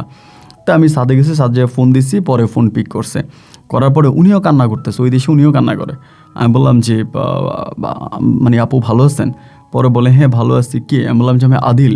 পরে বলে ও আচ্ছা হ্যাঁ ভালো আছেন। আমি বললাম ভালো। আবার ইমো তো আমার ছবি ছিল না, যেন চিনতে পারে না। পরে বলতেছে যে, আমি বললাম কী হয়েছে, মন খারাপ? বলে না মন খারাপ না, ভাগ্য খারাপ। আমি বললাম যে তো ভাগ্য খারাপ হইলেই তো মন খারাপ হবে, স্বাভাবিক, ভাগ্য আর মন তো পাশাপাশি না। পরে বলে হ্যাঁ ভাই ঠিক আছে, আপনার ভাইয়ের কী অবস্থা, বাহার কেমন আছে? আমি বললাম বাহার ভাইয়ের অবস্থা তো খুব বেশি একটা ভালো না, মানে অনেক অবস্থা খারাপ, দোকান বিক্রি করে দিল, টাকা নাকি কোথায় দিছে, এখন খাওয়া দাওয়া করে না, ঘুমায় না, আপনার সঙ্গে রাগারাগি করে ফোন বন্ধ করে দিছে। পরে সে আমারে বলতেছে আদিল ভাই আপনি বলেন, আপনি তো মোটামুটি অনেকটা শিক্ষিত ছেলে, দেখলেই বোঝা যায় পারিবারিক অবস্থাও আপনার অনেক ভালো। আচ্ছা আমেরিকান সরকারের উপরে কি আমার কোনো হাত আছে? আমি বললাম না তো, কেন? বলে আমি কাগজপত্র ওর জমা দিছি, এখন এটা সরকারিভাবে একটু ঝামেলা হয়েছে, মানে ইমিগ্রেশন ভিসাগুলোর মধ্যে ইদানিং একটু প্রবলেম হইতেছে বা দিচ্ছে না, এটা ঘোরাঘুরি হইতেছে, এটা কি আমার অপরাধ বলেন? আমার কি অপরাধ? এখন এটা হচ্ছে না কেন, লেট হচ্ছে কেন, যার জন্য ও আমাকে এইভাবে গালাগালি করলো, আমার বাপ তুলে আমার মা তুলে আমার সঙ্গে এইভাবে খারাপ ব্যবহার করলো। না না আপনি যাই বলেন, যেটাই বলেন, ওর সঙ্গে আর আমার হবে না, আমার ওর সঙ্গে হবে না, আমি আর ওর সঙ্গে আর কোনো সম্পর্কই রাখবো না। ও যে টাকা দিছি ইমিগ্রেশনে, আমি যদি আমার গ্র্যাজুয়েশন আমার পড়াশোনা শেষ হলে আমি যদি কোথাও চাকরি করি, আমি চাকরি করে আমি ওর সমস্ত টাকা পরিশোধ করে দিব, সমস্ত টাকা পরিশোধ করে দিব। আমি আমি আর ধারে কাছেও যাব না, মানে এরকম করে আমাকে বলতেছে। আমি বললাম না আপু, এটা কি বলতেছেন, এটা ভালো না, এটা ভালো দেখাবেন, আপনারা বিয়েও করে ফেলছেন, মানে অলরেডি আপনারা বিয়েও করছেন। বিয়ে বলতে কি, বিয়ে হয়েছে, তারা দেশ থেকে কিছু মানে স্বামী স্ত্রী এরকম কাগজপত্র কাবিনের ব্যাপারটা আবার বের করছে, আবার এখানে একটা হুজুর থেকে দুজনে কলমাও পড়ছে। তা আমি কিন্তু ওনারা ভাবি ডাকে না, উনি বলে ভাবি শুনতে ওনার কাছে কেমন লাগে, আপু ডাকার জন্য, তা আমি আপু ডাকে। এই করে তখন কথা বলতেছি অনেকক্ষণ বুঝালাম না উনি ওনার সঙ্গে কথা বলবেই না। আমি যে আচ্ছা ঠিক আছে আপু, আমি নিচে যাচ্ছি, ভাইয়াকে ফোন দিতেছি, ভাইয়ের কাছে মোবাইল দিচ্ছি, আপনি একটু কথা বলেন। না না না না, আমি আর ওর সঙ্গে কথা বলবো না, ওর সঙ্গে আমি টোটালি কথা বলবো না আদিল, তুমি ওর সঙ্গে আমাকে দিওই না। তা আমি জোর করে যখন নিয়ে যাচ্ছিলাম, উনি মোবাইলটা মানে লাইনটা কেটে দিছে। এরপর ওনার কাছে এসে মনে হয় 100টা কল দিলাম, মানে বাহার ভাইয়ের কাছে এসে সে আর কোনো ফোনই ধরে না, ফোন ধরে না, মানে খুব একটা অবস্থা। এরকম করে পরে বাহার ভাই আমার বলতেছে যে আদিল তুই একটু বুঝাইস, এবং আমার কাছে কেন জানি মনে হয় যে তুই যদি বুঝাইতে পারিস বা তুই যদি সুন্দর করে কথা বলিস, তাহলে রিয়া হয়তো সব কিছু ভুলে আমার জন্য কিছু একটা করবে। তো ভাই আচ্ছা ঠিক আছে, সমস্যা নেই। পরে আমি তার সঙ্গে কথা বলতেছি, না কোনোভাবেই সে হচ্ছে বাহার ভাইকে মেনে নিবেই না, এবং সে বলতেছে বাহার আমাকে এমন গালি দিয়েছে যে গালিতে আমার বাপ মায়ের উপরে পড়ছে, এবং যে আমার বাপ মাকে নিয়ে এমন গালি দিতে পারে আমি টোটালি তার সঙ্গে আর নাই। আমার বাপ্পাকে নিয়ে যে গালি দিবে আমি তার সঙ্গে আর নাই, আমি এটার হতেই পারে না, মানে সে আর মানতেছে না, কোনোভাবেই তার আমি মানাইতে পারতেছি না। এরকম করে 1 দিন 2 দিন 3 দিন 4 দিন কথা বলতে তখন তো আমি ধরেন কোনো প্রেম নাই, কোনো ভালোবাসা নাই, বাবার টাকা আছে, গাড়ি আছে, মোবাইল আছে, লাক্সারি লাইফ লিড করতেছে, আমার তো কোনো কিছুর অভাব নাই। এই তার সঙ্গে রাতকে রাত তার সঙ্গে কথা বলি। তখন বাহার ভাই পাগল, এই ধরেন রাতভর নেশা করবে, দিনভর ঘুমাবে, তখন আর সে তার মাঝে নাই। এইরকম করে কথা বলতে একদিন এই রিয়া আমারে বলতেছে যে আদিল বিশ্বাস করো, তোমাকে একটা কথা বলতে চাই, আমরা আসলে ইউএসএ থাকি, তো আমরা আসলে ফ্রি মাইন্ডের মানুষ, কথা বলতে কোনো দ্বিধা করি না। মানে কিভাবে বলবো তোমাকে, সত্যি যদি বাহারের আগে তোমার সাথে আমার সম্পর্ক হতো, মানে তোমাকে আমি চিনতাম, আমি তোমাকেই না বিয়ে করতাম এবং তোমার সঙ্গেই সংসার করতাম। মানে সত্যি তোমার মাইন্ড এত ভালো, তুমি এত বুঝো এবং তুমি এতটাই হ্যান্ডসাম, মানে এতটাই স্মার্ট তুমি, আমি আসলে কি বলবো বলে বোঝাতে পারবো না। তোমার মাঝে যা আছে তার 100 ভাগের 1 ভাগও না বাহারের মাঝে নাই। যদি তার 100 ভাগের 1 ভাগও বাহারের মাঝে থাকতো, তবে আমার জীবনে কোনো কষ্ট থাকতো না। ও আসলে আমাকে বুঝেই না। আর আমার তো ইদানিং মনে হয় ও শুধুমাত্র আমেরিকাতে আসার জন্য আমাকে বিয়ে করতে চাচ্ছে। জাস্ট আমি হব তার একটা মানে কি বলে একটা ভিসা, আমি হব টিকিট, আর আমি ভিসা টিকিট ব্যবহার করে সে আমেরিকাতে আসবে, এরপরে সে আর আমার সঙ্গে থাকবে না বা এরকম কিছু একটা। আমি বলতেছি না আপু আমার ভালো লাগে না, বা এটা আপনি উল্টাপাল্টা। তখন আবার কিন্তু সে আমারে বলতেছে তুমি আমাকে রিয়া বলেই ডাকো, প্রবলেম নেই। তো আমি রিয়া বলেই ডাকতাম। তা বলে যে আমি বললাম না রিয়া এরকম না, আসলে ভাই কিন্তু অনেক পছন্দ করে তোমারে। যে না না না, ও এগুলো মিথ্যা বলে, তুমি জানো না, খুব মিথ্যা বলে। এরকম করে তার মন বেশ খারাপ হয়ে গেছে, মানে সে আর কথাই বলতে চায় না। এরকম করে মানে এই বাহার ভাইয়ের সাথে তার কথা বলে, এরকম করে কিছুদিন কাটাবার আমার বলতেছে যে আদিল তোমাকে একটা কথা বলবো, কিছু মনে না করলে। আমি বললাম না না না বলো। বলছে আমার খুব খারাপ লাগতেছে, আর যখন আমার অনেক বেশি খারাপ লাগতো না, তখন তোমার ভাই বাহার আমাকে সৌদি আরবের একটা খুব আমার পছন্দের একটা জায়গা আছে, ওই জায়গাটার মধ্যে আমাকে ঘুরতে নিয়ে যাইতো। আর বাহার যখন আমাকে ওখানে ঘুরতে নিয়ে যাইতো, আমার ওই জায়গাটায় গেলে না মনটা অনেক ভালো হয়ে যাইতো। ইদানিং তো আমার মনটা অনেক খারাপ, কিচ্ছু ভালো লাগে না, চারদিকটা বেশ অন্ধকার মনে হয়। তাই ইচ্ছে করতেছে সৌদি আরবের ওই তার পছন্দের জায়গাটাতে একটু ঘুরতে যাওয়ার জন্য। ওর সঙ্গে তো এখন আবার সম্পর্ক নাই, এখন তুমি কি আমাকে ওই জায়গাটাতে একটু ঘুরতে নিয়ে যাবা? আমি বললাম আরে এটা কোনো কথা হইলো, এটা তো কোনো কথাই না, তুমি আসো, আমি তোমাকে ঘুরতে নিয়ে যাব। ও বলে না, তুমি যদি বাহারকে বলে দাও তাহলে কিন্তু আমি যাব না। তুমি আমার কাছে যদি ওয়াদা করো, শপথ করো যে তুমি বাহারের কাছে বলবা না, তুমি বাহারকে বলবা না, তাহলেই কিন্তু আমি যেতে পারি, অন্যথায় কিন্তু আমি যাব না। আমি বললাম আচ্ছা ঠিক আছে, আমি বাহার ভাইকে বলবো না। বলে আমার কাছে ওয়াদা করো। আমি যে ঠিক আছে ওয়াদা, তুমি আসো, আমি বলবো না। পরে তার সঙ্গে আমার একটা দিন তারিখ ঠিক হলো, এবং ঠিক হওয়ার পরেই একটা পর্যায়ে ও তখন বাংলাদেশে আপনার সৌদিতে আসছে। তো ওর যেদিন ফ্লাইট হয়েছে, ওই কিন্তু আমাকে বলছিল, মানে ফ্লাইটের যে টাইমটা দিয়েছিল তার আগেই কিন্তু চলে আসছে। আমি মোটামুটি এয়ারপোর্টে যাওয়ার আগে এয়ারপোর্ট থেকে বেরিয়ে গেছে। বেরিয়ে যাওয়ার পরে আমি ওকে রিসিভ করলাম, রিসিভ করে তারপরে হচ্ছে একটা হোটেলে গেছে, ওখানেও রেস্ট করছে, বিশ্রাম নিছে। বিশ্রাম নেওয়ার পরেই দেন সে আমাকে নিয়ে সেই তার পছন্দের জায়গাটাতে যাবে। আমি পছন্দের জায়গাটাতে তাকে সৌদি আরবে তাকে নিয়ে গেলাম। যাওয়ার পরে দুজনে ওখানে খুব রোমাঞ্চকর কিছু সময় কাটাইলাম। কাটানোর পরে ও বলতেছে যে আদিল, তোমার জন্য আমি একটা গিফট নিয়ে আসছিলাম, যদি তোমাকে দিই তাহলে কি তুমি মাইন্ড করবা? আমি বললাম আরে না, তুমি আমাকে গিফট দিবা, আমি এটা মাইন্ড করবো কেন?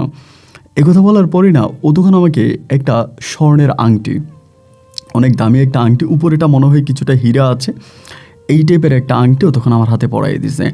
আংটিটা পরিয়ে দেওয়ার পরে আমি একটু খুব অবাক হয়ে তাকিয়ে আছি, জীবনে এই প্রথম কেউ আমার হাতে আংটি পরাই দিল। আমি বললাম যে তুমি আমার হাতে আংটি পরাই দিলা? ও বলে হ্যাঁ, আমি তোমার হাতে আংটি পরাই দিলাম এবং এটা আমার ভালো লাগে থেকে। তো সে আমার সঙ্গে 3 দিন পর্যন্ত সৌদিতে ছিল এবং 3 দিনে আমরা বেশ দুষ্টমি করেছিলাম। দ্বিতীয় দিনের দিন মোটামুটি সে আর নিজেও ধরে রাখতে পারে নাই, আমিও আর নিজেকে ধরে রাখতে পারি নাই। আমরা দুজনেই একটা অন্যরকম সম্পর্কে পৌঁছেছি, এটা প্রেম ভালোবাসা হওয়ার আগেই। এবং সেই সম্পর্কটা হয়ে যাওয়ার পরে সেও বেশি লজ্জা পায়, আমিও লজ্জা পাই। এবং এরপর থেকে ও বলে তাহলে আমার জীবন থেকে তো এখন বাহার সম্পূর্ণ মুছে গেল, বাহারের নামও তো আমার এখন নেওয়াটা হারাম, সো আমি তোমার সঙ্গেই থাকতে চাই এবং আমার একটা শর্ত আছে। ও বলতেছে আমার একটা শর্ত আছে। আমি বললাম শর্ত কি? ও বলে আমি কিন্তু তোমাকে আমেরিকাতে নিতে পারবো না, আমি কিন্তু আমেরিকাতে যাব না, আমি তোমার সঙ্গে সৌদি আরবেই থাকবো। তোমাকে যদি আমি বিয়ে করি তাহলে তোমার সঙ্গে কিন্তু আমি সৌদিতে থাকবো, আমি কিন্তু আমেরিকাতে যাব না। তুমি কি এই শর্তে রাজি আছো? আমি বললাম হ্যাঁ, আমি 100% রাজি। তুমি আমেরিকাতে যাবা কেন? আমার বাবার ব্যবসা আছে, আমার বাবার দোকানপাট আছে, আমি ব্যবসা বাণিজ্য করবো, তুমি আমাকে নিয়ে সৌদি আরবেই থাকবা এবং মুসলিমদের জন্য সৌদি তো সবচেয়ে সুন্দর জায়গা বা পবিত্র জায়গা। ও তখন বললো আচ্ছা ঠিক আছে, তাহলে কি এই কথাই ডান, এই কথাই রাজি? আমি বললাম হ্যাঁ, আমি তাহলে এই কথাই রাজি, আমরা তাহলে সৌদি আরবে যাচ্ছি, তো আমরা সৌদি আরবেই থাকতেছি। এই কথাবার্তা বলে দুজনে ছিলাম এবং আমি থেকে এয়ারপোর্ট দিয়ে আসছি এবং দিয়ে আসার পরে সে তখন চলে গেল, আমি তখন ফিরে আসলাম। তখন আমাদের মাঝে গভীর প্রেম, গভীর ভালোবাসা। এরই মাঝে বাহার ভাইকে তার বাড়ি থেকে এমন ফোন দিতে আসছে, তার বাবা মা আমাকে ফোন দিয়ে কান্নাকাটি করে, ওর জীবনটা নষ্ট হয়ে যেতে আসছে, ও বিয়ে করে না ওই মেয়ের ফাঁদে পরে লাস্ট পর্যন্ত বাহার ভাই তখন দেশে যেতে বাধ্য হয়।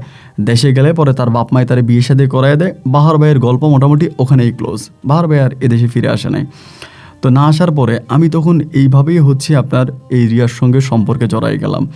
সারাটা রাত মোবাইল ফোনটা কানে দিয়ে ওর সঙ্গে প্রেম করতাম। মনে হতো যেন জীবনটাই যেন একটা স্বর্গ, মৃত্যুর পরে আর কী স্বর্গ হবে, এটাই আমার জন্য স্বর্গ। ও আমাকে এত কথা বলতো, আমি ওর সঙ্গে এত কথা বলতাম, এত ভালো লাগতো ভাই, যে আমি আপনাকে বাসায় বলে বোঝাতে পারবো না। এবং বেশিরভাগ সময় আমি ওর সঙ্গে রাতেই কথা বলতাম, ও আমার সঙ্গে কথা বলতো। আর ও রুম থেকে বেশি একটা বের হইতো না, মানে 24 ঘন্টা রুমের মধ্যেই থাকতো এবং ও রুমের বাইরে যাওয়াটা ওর পছন্দনীয় ছিল না। মানে ও একটু ইসলামিক মাইন্ডে চলাফেরা করতো বা একটু বোরকা পরতো বা হিজাব পরতো, এভাবে চলতো। ও বলে আমেরিকাতে মেয়েরা যেভাবে চলাফেরা করে আমার এটা ভালো লাগে না, দ্যাটস ওয়ে হচ্ছে আমি বাইরে যাই না, আমি বাসায় থাকি। এবং এইটা সে আমাকে বলে। তো ঠিক আছে ফাইন, ও যেভাবে বলছে আমি সেভাবেই মানলাম। এই করতে করতে সম্পর্কটা তখন একেবারে গভীর একটা পর্যায়ে চলে গেছে। চলে যাওয়ার পরে ও আমেরিকা থেকে দেশে আর এই কি বলে সৌদিতে আসে, আমি ওকে গিফট করি এইটা সেটা, মানে দুজনের মাঝে খুব গভীর একটা সম্পর্কে জড়াই গেছি। এভাবে সম্পর্কে জড়াতে জড়াতে জড়াতে জড়াতে একদিন সে আমাকে বলতেছে কি যে আদিল, তোমাকে একটা কথা বলি, আসলে কিভাবে বলবো বুঝতেছি না, তুমি এটা কিভাবে নিবা? আমি বললাম যে না ঠিক আছে বলো না কি। ও তখন বলতেছে যে আমাদের এখানে একটা প্রপার্টি সেল হইতে আছে, মানে একটা বাড়ি বিক্রি হইতেছে। এখন আমাদের যে বাড়িটা বিক্রি হবে, যিনি বাড়িটা বিক্রি করবে উনি একটু মানে ধার্মিক টাইপের লোক, একটু নামাজ কালাম পড়োয়া লোক, এবং সে তার ছেলে মেয়েদেরকে মানে চাচ্ছে একটা ইসলামিক দেশে বড় করার জন্য, ইসলামিক রাষ্ট্রে রাখার জন্য। যার কারণে সে বাড়িটা বিক্রি করে দিবে, বিক্রি করে দিয়ে সে সৌদি আরবে চলে যাবে, ওখানে গিয়েও সেটেল হয়ে যাবে। এখন এই লোকটা বলতেছে যে তোমার সঙ্গে একটু কথা বলবে, তুমি তার সঙ্গে একটু কথা বলবা। তাই আমি বললাম যে তো ভালো, একটা লোক সৌদি আরবে চলে আসবে পার্মানেন্টলি আমেরিকা থেকে, মুসলিম রাষ্ট্রে আসবে, তাহলে তো ভালো, দাও কথা বলে। লোকটার সঙ্গে কথাবার্তা বললাম, বলার পরে সে আমার সঙ্গে বেশ ভালো কথাবার্তা বলছে। এবং এই বলা বলির একটা পর্যায়ে এরই মাঝে কিন্তু আবার একটা ঘটনা ঘটে গেছে। ইদানিং আমার আব্বা কিন্তু স্টক করে, মানে সৌদিতে আমার আব্বা অনেক মোটা ছিল, স্টক করার পরে আব্বা ছুটিতে দেশে যায়, আব্বা কিন্তু আর আসে নাই। এখন আমার আব্বার বিষয় আছে কিন্তু আব্বা আসে নাই, আব্বা একটু রেস্টে আছে বাড়িতে। এই লোকটার সঙ্গে তখন কথাবার্তা বলছি, বলার পরে লোকটা তখন বলতেছে যে আচ্ছা ঠিক আছে, আমি তো সৌদি আরবে যাবো, গেলে আমি কী ধরনের ব্যবসা করব, আর আমি যে ব্যবসাটা করব, ব্যবসাটা কী ধরনের ব্যবসা আমি করব। আমি বললাম যে আমরা তো হোটেল ব্যবসা করি, ব্যবসা অনেক লাভ টাভ আছে বা এরকম। এখন সে বলতেছে আমি আমেরিকার বাড়িটা সেল করব, করে আমি সৌদি আরবে ব্যবসা করব, তা কি ঠিক হবে? আমার ফ্যামিলি নিয়ে থাকতে পারবো? আমার কিন্তু ইউএসের পাসপোর্ট আছে। আমি যে সমস্যা নেই, আপনি থাকতে পারেন, আমি আপনাকে সর্বোপরি হেল্প করব। তো এই কথা বলার পরে লোকটা তখন আসবে আসবে এমন একটা ভাবসাব করতে করতে আমার তখন বলতেছে কি যে এই বাড়িটা, রিয়া তখন বলে কি যে একটা কাজ করো আদিল, এই বাড়িটা আমরা দুজনেই কিনে নিই। আমরা যদি বাড়িটা কিনে নিই তাহলে তুমি যদি কখনো আমেরিকাতে আসো তাহলে আমরা এই বাড়িতে থাকবো।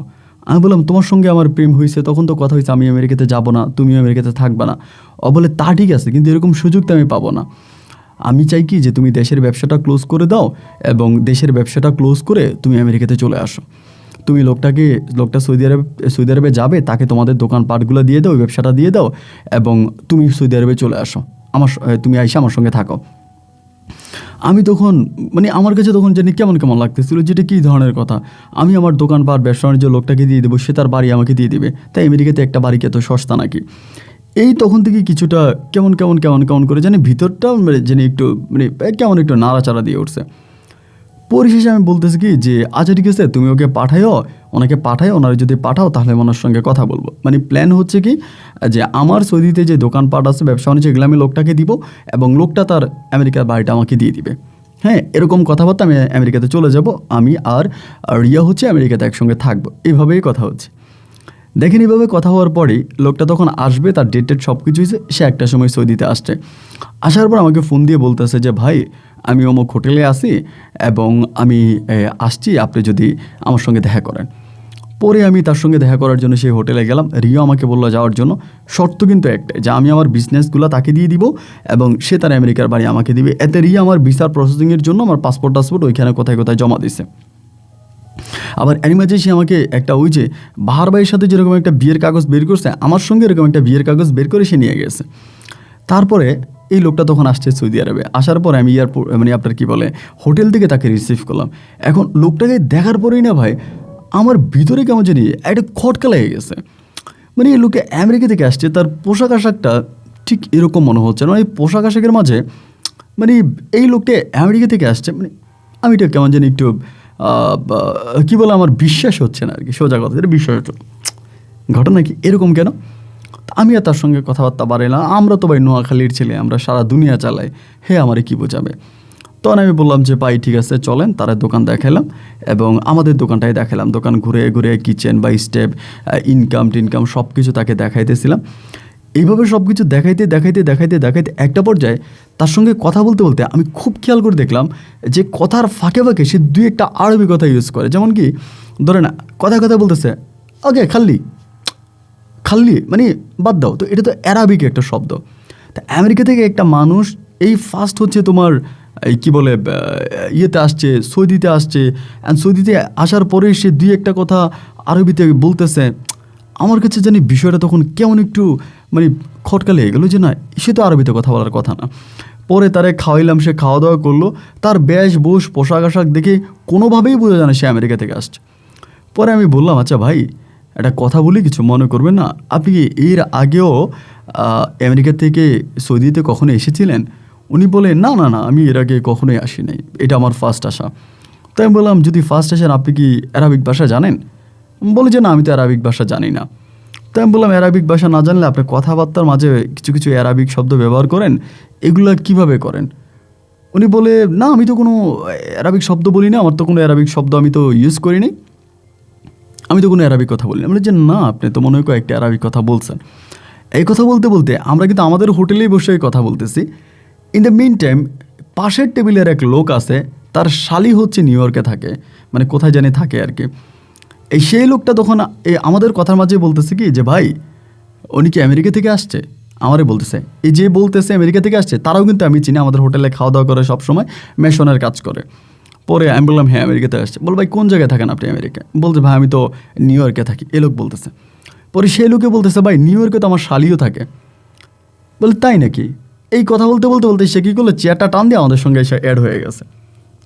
আমিও কিন্তু ওখানে বসে আছি। অ্যাড হয়ে যাওয়ার পরে বলতেছে কি যে নিউ ইয়র্কে আপনি কোন জায়গায় থাকেন? আমার শালি তো অমুক জায়গায় থাকে। পরে বলে এই সেই কথাবার্তা বলতে বলতে তার শালিরে ফোন দিয়ে দিছে যে আমেরিকা থেকে এক লোক আমার এখানে আসছে, এখন এরকম আর কি যে তার একটা টার্গেট কি যে লোকটা তো আবার চলে যাবে 2 দিন পরে, তার শালির জন্য সে যদি সৌদি আরব থেকে খেজুর আছে বা এটা ওইটা অনেক কিছু আছে শালির জন্য দিবে এই লোকটার কাছে, এটা চিন্তা করেই সে তার শালিরে ফোন দিচ্ছে। ফোন দেওয়ার পর তার শালি ফোন রিসিভ করছে, পরে বলে শালিরে বলতেছে যে এই তুমি তো নিউ ইয়র্কে থাকো, এই তোমাদের নিউ ইয়র্ক থেকে এক লোক আমাদের সৌদিতে আসছে, সে 2 দিন পরে চলে যাবে, তা তোমার জন্য কিছু পাঠাবো কিনা। পরে বলে না না না দুলাভাই আমার জন্য কিছু লাগবে না, তবে উনি কেন গেল, বলে এমনি এমনি ব্যবসা করতে আসছে। তখন তার শালি বলতেছে কি বলেন, আমেরিকা বাদ দিয়ে সৌদিতে ব্যবসা করতে গেছে, এটা কেমন কথা, সে কোথায় থাকে নিউ ইয়র্কে। পরে লোকটারে জিজ্ঞেস করলাম যে আপনি কোথায় থাকেন, সে জানি কেমন মানে ইয়ে করতেছে। এবার তার শালি কিন্তু খুব ট্যালেন্ট, বলে কি ওনার কাছে দেন। পরে ফোনটাই লোকটার কাছে দিলাম, লোকটার কাছে দেওয়ার পরে লোকটা এসে লাউড স্পিকার দেওয়া জিজ্ঞেস করতেছে যে আপনি কোন জায়গায় থাকেন, ও শালি বলতেছে। পরে বলে আমি নিউ ইয়র্কে থাকি। তো নিউ ইয়র্কে তো ঠিক আছে, নিউ ইয়র্ক তো একটা শহর লাইক ঢাকা শহরের মতো, তা আপনি নিউ ইয়র্কের কোন সিটিতে থাকেন বা কোন জায়গায় থাকেন সে বলতে পারতেছে না। সে আমতো এই সে মানে তার শালি এবার লাউড স্পিকার থাকা অবস্থায় এই ফোনটা তার এই বলে আমার দুলাভাইকে দেন ফোন দুলাভাইয়ের পরে দেওয়ার পরে তার শালি ডিরেক্ট বলতেছে এটা একটা বাটপার, এই নিউ ইয়র্কেই থাকে না আমেরিকাতেই থাকে না, একটা বাটপার দুলাভাই। আচ্ছা দুলাভাই আমি রাখি, আমার বাচ্চা কাঁদতেছে, আপনাকে পরে ফোন দিচ্ছি, এরপর লাইনটা কেটে দিচ্ছে।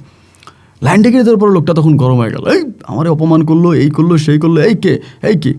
আমি তো তখন ভাই পুরো 99% শিওর এলো বাটপার, সে আমেরিকা থেকে আসে না। পরে আমি বললাম ভাই আপনি কি আমেরিকা থেকে আসছেন, বলে হ্যাঁ। আমি আপনার সঙ্গে আপনার পাসপোর্ট আছে, বলে পাসপোর্ট তো আমার বাসায়। কোন বাসায়, আপনি তো কোনো বাসায় আসেন না, বলেন আমার হোটেলে। তো হোটেলে আপনি কোন ফ্লাইটে আসছেন আমেরিকা থেকে, সে ফ্লাইটের নামও বলতে পারে না। এবার বলতেছে ভাই আমি আপনার দোকানপাট দেখছি, ব্যবসা বাণিজ্য দেখছি, এইসব আমার ভালো লাগে না, আমি ব্যবসা বাণিজ্য করবো না, আমার এসবের প্রয়োজন নেই ভাই, আমি চলে যাব। মানে সে এখান থেকে উঠে চলে যাবে এমন একটা ভাবসাব। আমি যে আরে ভাই বসেন, যাবেন ভালো কথা, ব্যবসা ভালো লাগে না করবেন না, তাতে কি, না না আমি নিউ ইয়র্কে ভালো আছি ভাই, আমি আমেরিকাতে ভালো আছি, আমার সৌদি আরব ভালো লাগে না। আচ্ছা আপনি রিয়াকে বলে দেন আমি করবো না, এটা বলে সে উঠে যাচ্ছে। আমি হাত ধরে বলছি আপনি বসেন এখানে, উঠে যাচ্ছেন কেন, আপনার সঙ্গে তো উঠে যাওয়ার সম্পর্ক না, বসেন, কী হয়েছে ঘটনা কি বলেন, আপনি করবেন না কেন, বলেন না না না আমার ভালো লাগে না, আপনি কি আমাকে জোর করে করান, না রে ভাই আমি জোর করে কেন করাবো, আপনারটা আপনি করবেন, তা আমার কি। পরে বলতেছে যে ভাই দেখেন আমার ভালো লাগে না, আমার শরীরটাও ভালো লাগছে, আমি হোটেলে যাবো রেস্ট নিব। তো হোটেলে যাবেন চলেন, আমি নামাই দিয়ে আসি, কারণ আপনি তো আমার গাড়ি দিয়ে আসছেন। হোটেলের সামনে নামাই দিচ্ছে, নামাই দেওয়ার পরে আমি তার পুরোই তখন আমি আর 99%, আমি 100% শিওর হয়ে গেছে এ লোক পুরো বাটপার, সে যা বলতেছে পুরো বাটপারই কথা।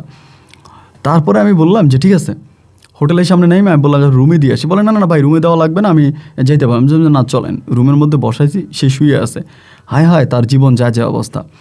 এর থেকে তখন কী করলাম, তার রুমে রেখে আমি বেরোয় রিয়ারে ফোন দিছি। ফোন দেওয়ার পরে ইমুতে ফোন দিছো, তখন রিসিভ করছে। আমি বললাম রিয়া তুমি যে লোকটারে পাঠাইলা, লোকটার নাম কি, পরে ওই নাম বলছে। এখানে হচ্ছে সবচেয়ে বড় ঘাটতি, রিয়া যেই নামটা বলছে সেই নামটা কিন্তু ওই লোকটা বলে নাই, সে বলছে তার নামে একটা, রিয়া বলছে আরেকটা। আমি বললাম রিয়া এই লোকটা কি আসলেই আমেরিকাতে থাকে। রিয়া বলে কি বলো তুমি এগুলো আদিল, কী উল্টাপাল্টা কথা বলতেছে, এগুলো কোনো কথা নাকি। না সিরিয়াসলি জিজ্ঞেস করলাম যে আসলেই আমেরিকাতে থাকে, বলে হ্যাঁ উনি আমেরিকাতেই তো থাকে, উনি আমেরিকার সিটিজেন। তুমি ওনার পাসপোর্ট দেখছো, বলো অফকোর্স দেখছো, ওনার সাথে ওনার পাসপোর্ট আছে। তাই বলে উনি কোন ফ্লাইটে আসছে, বলো কোন ফ্লাইটে গেছে সেটা তো আমি জানি না। তখন এই কথাবার্তা আমার রিয়া বলতেছে আচ্ছা দাঁড়াও আমি তোমাকে একটু পরে ফোন দিতেছে, আমার আম্মু আসছে, এটা বলে ও ফোনটা কেটেছে, মানে ও আর কথা বাড়াইতেছে না। যখন ফোনটা কেটে দিছে, এই লোক যে কথা বলতেছে ভাই, তার যে জানালার যে পর্দাটা ছিল না, বাইরে থেকে কিন্তু ভিতরটা দেখা যাচ্ছে, মানে আধো দেখা, বাইরে দিয়ে দেখলাম যে ফোনে কথা বলতেছে কার সঙ্গে জানি, অনেকক্ষণ ধরে কথা বলতেছে। আমি তো এবার বলছি সোনার চান, আজকে তো আমরা এখান থেকে উঠবো না, তোর বাটপারে আমি ধরবো। আমি বসে আছি, অনেক পরে সে দরজা খুলছে, খুইলে দেখে আমারে গেটের সামনে আমাকে দেখে, তো কী ভাই আপনি যান নাই, আমি না ভাই আমি যাই নাই। কেন যান নাই, ভাই আমি তো আপনার পাসপোর্ট দেখবো এই জন্য যাই নাই। আপনি আমার পাসপোর্ট দেখবেন কেন, মানে তখন সে মনে হয় যেন আমি তার শত্রু, এতক্ষণ পর্যন্ত সে সবই আমার কাছে আসছে, এখনই আমি তার শত্রু হয়ে গেলাম। এই ভাই আপনি আমার পাসপোর্ট দেখবেন কেন, তাই বলে আমি আপনার পাসপোর্ট দেখতে পারি না। বলো আপনি কি পুলিশ, আপনি কে, আপনি আমার পাসপোর্ট দেখার কে, জান এখান থেকে বেরোন। সিকিউরিটিকে ডাকা শুরু করছে, তো সিকিউরিটি তখন আমার গেটের বাইরে বের করেছে, ভাই আপনি চলে যান। আমি তখন গেটের বাইরে দাঁড়ায় আছি, রিসিপশনের মধ্যে ভাগ্যের কি হুকুম আর কি, ভাই আমরা তো নোয়াখালীর ছেলে, আমাদের এক নোয়াখালীর ছেলে রিসিপশনে বসে আছে, আরে কথাবার্তা বোঝা যাচ্ছে, ভাই আপনার বাড়ি কি নোয়াখালী, কোন জায়গা, বেগমগঞ্জ। ভাই অমুক না এমকের রুমে যে লোকটা এই মাত্র রুমটা বুক করছিল বা ওই দিন এই লোকটার এই কী বলে বুক করছে। তখন বলতেছে সে এই মানে সৌদিতে থাকে, কাজ করে, সে এখানে কোনো একটা কাজে আসছে, অন্য একটা শহরে থাকে, এখানে সে রুম নিছে। আমি সে তো আমেরিকা থেকে আসছে। বলে না, আমেরিকার তো কোনো রেকর্ড সে আমাদেরকে দেয় নাই, তার রেকর্ড তো আমেরিকান না, তার পাসপোর্ট নাম্বার টাম্বার সব আমরা রাখছি, এইখানে তো কোনো আমেরিকার কোনো কিছু না। এবার আর কীভাবে শিওর হবো? পরে এরপর আমি রিয়ারে ফোন দিই যে রিয়ার নাম্বার বন্ধ, মানে রিয়ার নাম্বারটাই বন্ধ। এমনকি রিয়াও কি চিটিং? মানে মনের ভিতরে তখন প্রশ্ন জাগতেছে, তাহলে কি রিয়াও চিটিং? এখানে দাঁড়ায় আসি, পরে রিয়া ফোনটা খুলছে, খোলার পরে রিয়ারে ফোন দিলাম, রিয়া তুমি আমার কাছে সত্যি করে বলো তো ঘটনাটা কি? রাত তখন, সৌদি তখন রাত। এবার আমি বলছি ঘটনাটা কি? তাও বলতেছে কি ঘটনা, কী হয়েছে? আমার বাসায় একটু প্রবলেম হয়েছে, আম্মু একটু ঝামেলা করতেছে, আমার ভাইদেরকে নিয়ে একটু প্রবলেম হইতেছে, এই জন্য আমি তোমার ফোন পিক করতে পারতেছি না। তা তুমি আমাকে খোলাখুলি বলো তো কী হয়েছে আদিল, আমার কাছে বলো। আমি বললাম, রিয়া তুমি যে লোকটাকে সৌদি থেকে, আমেরিকা থেকে সৌদিতে পাঠাইছো, বলছো যে সে ব্যবসা করবে বা এটা, সে পুরোই বাটপার, সে মূলত কোনো আমেরিকান লোকে না, সে আমেরিকাতে কখনো যায় নাই। তুমি কি বলতেছে এটা? রিয়া আমার বললো, আচ্ছা তুমি কার কাছে গেছো বলো তো, তুমি কোন লোকে তোমারে পাঠাইছে? আমি বললাম এই লোকে আমার। বলে না, আমি তো এই লোকের কাছে তোমারে পাঠাই নাই, আমি আরেকটা লোক পাঠাইছি। আমি বললাম কী বলতেছো তুমি এগুলো? ওই তোমার তাইলে চিনে কেমনে? ওই বলতেছে রিয়া তারে পাঠাইছে। পরে বলে আমার কাছে না কেমন জানি ঘটকা লাগতেছে, আমি না বুঝতেছি না, আচ্ছা লোকটাকে তুমি একটু ভালো করে ধরো তো, এ কি সেই লোক? আমি বললাম এবার, আমি যে ঠিক আছে, বলে তুমি তারা একটু ধরে আমার একটু ভিডিও কল দাও, আমার একটু ভিডিও কল দিলে আমি দেখবো যে আমি যে লোকটা তোমার কাছে পাঠাইছি এই লোকটা সেই লোক কিনা। দেখেন বিশ্বাস কী জিনিস, এটা বলে সে লাইনটা কেটে দিচ্ছে। আমি তখন এই জায়গার মধ্যে বসে আসছি, মানে হোটেলের সামনে বসে আছে। এই লোক আর হোটেল থেকে বেরিয়ে হচ্ছে না, বের হয় না। এমন সময় আমি তখন গিয়ে গেলাম, আমার এক সৌদিতে এক বড় ভাইয়ের ফোন দিলাম, উনি আবার রাজনীতি করে বাংলাদেশে, সৌদিতে ব্যবসা আছে, ওনার ফোন দিয়ে বললাম যে ভাই এক বাটপার আমি ধরতে চাচ্ছিলাম, অমুক হোটেলের সামনে আছি, আপনি আসবেন কিনা? বলে আচ্ছা ঠিক আছে আমি আসতেছি। লোকটাও ভালো ছিল, উনি আসছে। আসার পরে উনিও আসছে, তার কিছুক্ষণ পরে ওনার সঙ্গে সব কিছু বোঝানোর কিছুক্ষণ পরে লোকটা তখন বেরিয়েছে হোটেল থেকে। বেরিয়ে হয়নি, সে চলে যাচ্ছে, মানে ব্যাগ ট্যাগ নিয়ে ট্যাক্সি খবর দিছে সে চলে যাবে। এই হোটেল থেকে বেরোয়ার সঙ্গে সঙ্গে আমার ওই ভাই গিয়া তারা ধরছে, ভাই দাঁড়ান তো, আমি ওই সাথে আছি। লোক তখন দাঁড়াই গেছে, পরে বলতেছে ভাই আপনার বাড়ি কই? পরে বলে আমার বাড়ি তো ভাই বাংলাদেশে। তখন কিন্তু তার আমেরিকার কিচ্ছু বলে না, তখন কিন্তু সে মানে থতমো খেয়ে গেছে, তার সাথে কিন্তু কিচ্ছু নাই, সে জাস্ট ট্যাক্সিতে উঠতেছে এবং হাতে ছোট্ট একটা ব্যাগ, কয়েকটা কাপড় এরকম। পরে বলছে ভাই আমার বাড়ি বাংলাদেশে। বাংলাদেশের কোন জায়গায়? বলে চট্টগ্রামে। তার কথাবার্তা কিন্তু চট্টগ্রামের কোনো সুরে নেই। চট্টগ্রামের মানুষ দেখবেন যতই অন্য ডিস্ট্রিক্টে থাকুক, অন্য দেশে, তাদের একটা চাটগে একটা টান কিন্তু থাকে। ওনার কথার মাঝে এরকম কিচ্ছু নাই, মানে সে যে পুরোই ভুয়া, সর্বদিক থেকে ভুয়া। সাইডে ডাক দিয়ে নিয়ে গেছে, নিয়ে যাওয়ার পরে বললাম যে আপনি এদিকে আসেন, ডাক দিছে, ডাক দেওয়ার পরে পাশে একটা নীরব জায়গা আছে, ওখানে নিয়ে গেছে। হ্যাঁ বলতেছে ভাই আপনি কি আমাকে পুলিশে দিবেন, আপনার কি সে কেন করতে, মানে সে একটু মানে একটু ইয়ে করছে। পরে আমার ভাই বলতেছে এমন থাপ্পড় দেবো গালায় দাঁত ফালাই দেবে, এখানে দাঁড়াই থাক, যা জিজ্ঞেস করে তার উত্তর দে, সুন্দর করে বল, এখানে বস। পরে বসছে, ও প্রচুর ঘামাইতেছে ভাই, এত ঘামাইতেছে যে ওর মানে মনে হয় যেন কলসি ঘাম বেরোইতেছে। পরে বলতেছে যে মানে আমার সিনিয়র ভাইয়া বলতেছে যে আপনি কোত্থেকে আসছেন? বলে না, নিচের দিকে তাকে আসে, বলে বলেন না কোত্থেকে আসছেন আপনি? পরে বলে আমি আমেরিকা থেকে আসছি। আপনি আমেরিকা থেকে আসছেন? বলে হ্যাঁ আমি আমেরিকা থেকে আসছি। তা আপনি আমেরিকা থেকে আসলে এখানে কিভাবে আসছেন? পরে বলে কিভাবে মানি এরকম করে কথাবার্তা বলতেছে। এই কথাবার্তা বলার মাঝে ধরেন আমার ভাই একটা ধমক দিছে, মানে জাস্ট একটা ধমক দমতে চড়ে সে কী করছে, দিছে চিৎকার, মানে চিৎকার চেঁচামেচি শুরু করছে, শুধু কোনো কারণ নাই। এই চিৎকার, এখন সে কি পুলিশের গাড়ি থেকে চিৎকার দিচ্ছে না কি জানি না, সঙ্গে সঙ্গে এখানে পুলিশ চলে আসছে। আসার পরে সে বলতেছে তারা আমাকে এখানে বন্দি করছে, আমাকে আটকেছে, পুলিশকে বলতেছে, এবং পুলিশকে বলতেছে সে সম্পূর্ণ অ্যারাবিক ভাষায় বলতেছে পুলিশকে, মানে পুরোপুরি অ্যারাবিক, মানে সম্পূর্ণ অ্যারাবিক। এবার আমার ওই বড় ভাই আমার বলতেছে আদিল তোমার কি কোনো কিছু বোঝার বাকি আছে? আমি বললাম যে না। তো পুলিশ বলতেছে আপনি চলে যান। সে চলে গেছে, আমি চলে আসছি। আমি তো তখনও বাসায় গেছি। বাসায় যাওয়ার পরে মানে তখন আমার চোখের দিয়ে মানে অজস্র জল আসতেছে, কি ঘটনা কি? পরে রিয়ারে ফোন দিলাম রাত্রে, তখন ফোন দেওয়ার পরে বললাম রিয়া কী ঘটনা আমারে বলো তো, আমি একটু শুনতে চাই। তখন রিয়া কথা বলেন। আমি বললাম রিয়া প্লিজ, আমি জাস্ট জানতে চাই যে কী হয়েছে আমাকে বলো। ওই কান্না করতে করতে বলে আদিল তোমাকে মাফ করে দাও, আমি তোমাকে একটা কথা মিথ্যা বলছিলাম, আসলে তুমি আমাকে মাফ করে দাও। আমি যে ঠিক আছে মাফ করে দিব, আমি তোমাকে ভালোবাসি, তুমি ভুল করতেই পারো, কিন্তু ঘটনা কি আমাকে বলো। পরে বলতেছে জাদিল আসলে যে লোকটাকে তোমার কাছে পাঠাইছিলাম সে আসলে আমেরিকা থেকে যায়নি, সে মূলত সৌদি আরবেই থাকে। আমি বললাম বাহ, এই না আসছো লাইনে। তা সৌদি আরবে যদি থাকে তাহলে তুমি কেন বললা সে আমেরিকাতে আছে? তুমি তার সঙ্গে আমার কথা বলাই দিলা, তুমি তার পাসপোর্ট দেখছো। পরে বলে এগুলো মিথ্যা বলছিলাম, আসলে সেই সম্পর্কে আমার খালু হয়, আমার দুঃসম্পর্কের এক খালা আছে, সেই খালার হচ্ছে হাজব্যান্ড, মানে আমার খালু। তো এখন উনি আসলে সৌদিতে গেছে অনেক বছর ধরে, কোনো কাজ টাজ করে না। সেই খালা কিন্তু আবার বাংলাদেশে ভালো অবস্থানে আছে। এখন খালা আমাকে বলতেছে যে তারা একটা ব্যবসা বাণিজ্য ধরাই দেওয়ার জন্য খালা টাকা দিবে, সে ব্যবসা করবে। এখন যার পরিপ্রেক্ষিতে খালা আমারে বলছে, তুমি তো যদি আমি বলি লোকটা সৌদি আরবে থাকে বা তারা দোকান দিয়ে দাও, তাহলে তো তুমি দিবা না, তুমি তারা দোকানও দিবা না বা এরকম। তা আমি এই জন্য একটু কৌশল খাটায় বলছি যে তারা আমেরিকাতে বাড়ি আছে, হয়তো কম দামে তারা আমেরিকাতে বাড়ি পাবা, এই লোভে তুমি আমেরিকাতে চলে আসবা, তারা দোকানটা দিবা, আমিও তোমার পেয়ে যাব। আসলে সবচেয়ে বড় কারণ হচ্ছে আমি আমেরিকা থেকে যেতে চাই না, আমি আমেরিকাতেই থাকতে চাই, এখান থেকে যেতে চাই না। এই জন্য আমি বুদ্ধিটা খাটালাম যাতে তুমি দোকানটা তাকে দিয়ে দাও, সে ব্যবসাটা শুরু করবে, তুমি আমার কাছে চলে আসবা।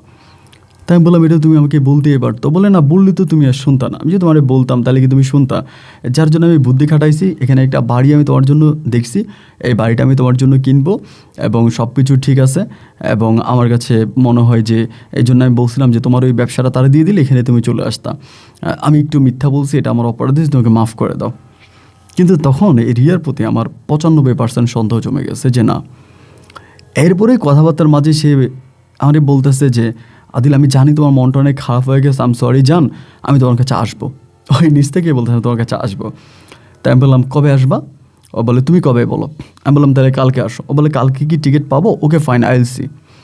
এইটা বলার পরেই আমি বললাম যে ঠিক আছে, তুমি তাহলে টিকিটের ব্যবস্থা করো, তুমি আসো, আমার মন অনেক খারাপ, আমি তোমাকে নিয়ে 2 দিন ঘুরবো, আমার মন ভালো হয়ে যাবে। বলে আচ্ছা ঠিক আছে। এবার আমি রুমের মধ্যে বসে আছি, বসে বসে চিন্তা করতেছি শালার ঘটনা কি, মানে কি হচ্ছে আমার সঙ্গে এগুলো, মানে মিলাইতে পারতেছি না। না মিলে সৌদির সময় রাত 3টা বাজে, আমি সেই এই যে ভাই মানে জানেনি এতক্ষণ এই ঘটনা ঘটলো, ওনার বাসায় গেছি সন্ধ্যার দিকে, জানেনি এই ঘটনা। ওনার রুমে গেছি, রুমে যাওয়ার পরে ওনারে বললাম ভাই আপনার সঙ্গে আমার একটু গুরুত্বপূর্ণ কথা আছে। বলে ধুর মিয়া, তুমি মিয়া কোত্থেকে লোক ধরে আনছো, আমেরিকা থেকে আসছে, পুরো মিথ্যা বাটপারি।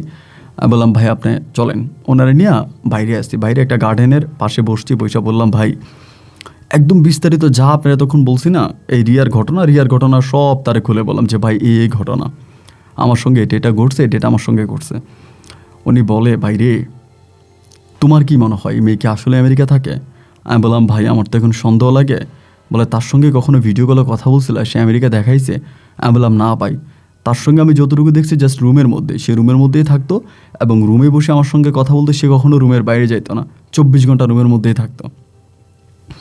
উনি তখন বলে যে মেয়ে 24 ঘন্টা রুমের মধ্যে থেকে তোমার সাথে কথা বলতো সে আমেরিকায় থাকে, এটা তোমার কাছে বিশ্বাস হয় না? রুমে কি দেখছে? আমি বললাম না ভাই, রুম অনেক ভিআইপি, লাইট আছে, সে আছে।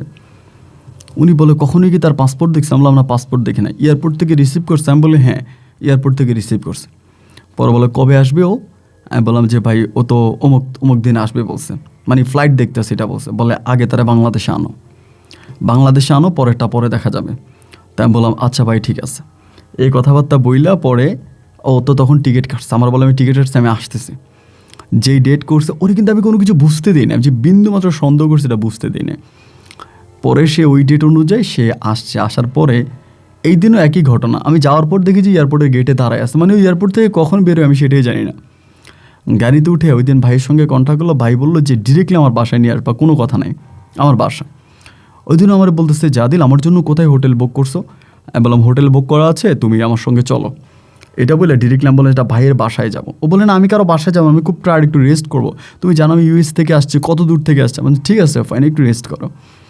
এটা বলে ওই ভাইয়ের বাসায় তারা নিয়ে গেছে। ভাইয়ের বাসাটা অনেক ভিআইপি ছিল, সৌদিদের বাড়িতে থাকতো, বিশাল অবস্থা। এখানে যাওয়ার পরে ও বলে আমি একটু রেস্ট করবো, একটু রুমে যাবো, তোমার সঙ্গে পরে কথা বলবো। রুমে যাওয়া পাক্কা 3 ঘন্টা সে বেরোয় না। আমরা তো 3 ঘন্টায় বসে আছি, আরও লোকজনও ঠিকঠাক করছি, সবাই মিলে 3 ঘন্টা পরে সোনার চানে ফোন ধরছে, রুমের দরজা খুলছে। খোলার পরে দেখা গেল যে 3 ঘন্টায় সে ঘুমাই নাই, মানে তার চোখের মধ্যে কোনো ঘুমিয়ে ছিল না এবং তাকে দেখে ভীষণ চিন্তিত মনে হচ্ছে। পরে ও বলতেছে জাদিল আমি একটু বাইরে বেরোবো। আমি বললাম যে একটু পরে বেরো, ভাই একটু তোমার সঙ্গে কথা বলবে। বলে আচ্ছা ঠিক আছে তাহলে রুমে আসো। আমি বললাম না রুমে না, তুমি ড্রয়িং রুমে আসো। আমি তোমার বেডরুমে যাবো কেন? পরে ও ড্রয়িং রুমে আসছে, বেডরুম বলতে এটা তো ভাইয়ের রুম। পরে ড্রয়িং রুমে আসছে, এসে বলতেছে যে রুমটা অনেক গন্ধ, আমার ভালো লাগে নাই, ভালো ঘুমা হয় নাই। আচ্ছা দিল, উনি কে? আমি বললাম হচ্ছে আমার এক সিনিয়র বড় ভাই বাংলাদেশে। পরে বলে ও ফাইন, ঠিক আছে, কী নাম আপনার? তখন নাম বলছে, বলার পরে তখন আমার বড় ভাই বলতেছে যে ম্যাডাম আপনি কোন দেশ থেকে আসছেন? পরে বলে ভাই আমি তো ইউএস থেকে আসছি, আমি ওখানেই থাকি, আমার আব্বা আম্মা থাকে, এটা সেটা মানে প্রশ্ন করি, একটা উত্তর দেয় 10টা। তারপরে বলে যে ম্যাডাম কিছু মনে করবেন না, আপনি কোন ফ্লাইটে আসছেন? বলে আমি তো মানে অমুক ফ্লাইটে আসছি। বলে আপনি ল্যান্ড করছেন কয়টায়? বলে এতটায়। বলে ম্যাডাম কিছু মনে করবেন না, এতটা সময় তো আমেরিকা থেকে কোনো ফ্লাইট আমাদের সৌদিতে এই এয়ারপোর্টে ল্যান্ড করে নেই। ওই সময় তো আমেরিকার কোনো ফ্লাইট নেই, আমেরিকার কোনো ফ্লাইট আসে না। ও বলে না না, আমি তো ট্রানজিট দিয়ে আসছি, আর দ্যাটস হচ্ছে, আর আমার একটু লেট হয়েছে, আমার ফ্লাইট মানে আমার ফ্লাইট একটু লেট হয়েছে, ডিলে হয়েছে। পরে বলে না আমি তো এয়ারপোর্টে কথা বলছিলাম, আপনি যে টাইমে বলছেন ওই টাইমে কোনো আমেরিকান ফ্লাইটে ল্যান্ড করে নেই। ও বলে না আমি আমেরিকা থেকে আসছি, বাট আমি অন্য একটা সিটি থেকে আসছি। কথাবার্তা বলতে বলতে ভাই বলতেছে যে ম্যাডাম এই আপনার পাসপোর্টটা দেন। পরে বলে হাউ ডিয়ার ইউ, আপনি আমার কাছে পাসপোর্ট চাচ্ছেন? আপনি কি, আপনি কি পুলিশ? মানে ওই লোকের মতো কথা। কথাবার্তা দুইটা হওয়া মানে 2 থেকে 3টা বলার সঙ্গে সঙ্গে ভাইয়ে এমন এক থাপ্পড় মারছে, থাপ্পড়ের সঙ্গে ঘুরে গেছে জায়গায়, এবং জায়গায় ঘুরে গেছে। ঘুরে যাওয়ার পরে বলতেছে তোর এখানে মাইরা মাটি দিয়ে দিব, তুই এর আগে বাহার নামের একটা ছেলের জীবন নষ্ট করছিস, এখানে বস, পাসপোর্ট বের কর। তখন পাসপোর্ট বের করে না, আমাকে তখন বলতেছে যে এটা কাজ কর, ওর নাম ছিল মিজান ভাই। মিজান ভাই বলতেছে যে এটা কাজ কর, পোলাপাইন ডাক দে। বাইরে থেকে পোলাপাইন ডাক দিয়েছি, সবাই আসছে, আসার পরে বলে না আটকা। ভিতরে ঢুকছি, ঢুকে তার ব্যাগ ট্যাগ বের করলাম, তার কাছে কোনো পাসপোর্টে নেই, তার কাছে কোনো পাসপোর্টে নেই, টোটালি কোনো পাসপোর্ট নেই। তা আপনি আমেরিকা থেকে আসছেন, আপনার পাসপোর্ট কই? সে বলে আমি পাসপোর্ট হারাই ফেলছি। ফোনটা টান দিলাম, ফোনের লক খুললাম, ফোনের লক খুলে দেখলাম যে ওর ফোনের মধ্যে ওর হাজব্যান্ড আছে 12টা, আমি সহ 12টা হাজব্যান্ড ওর।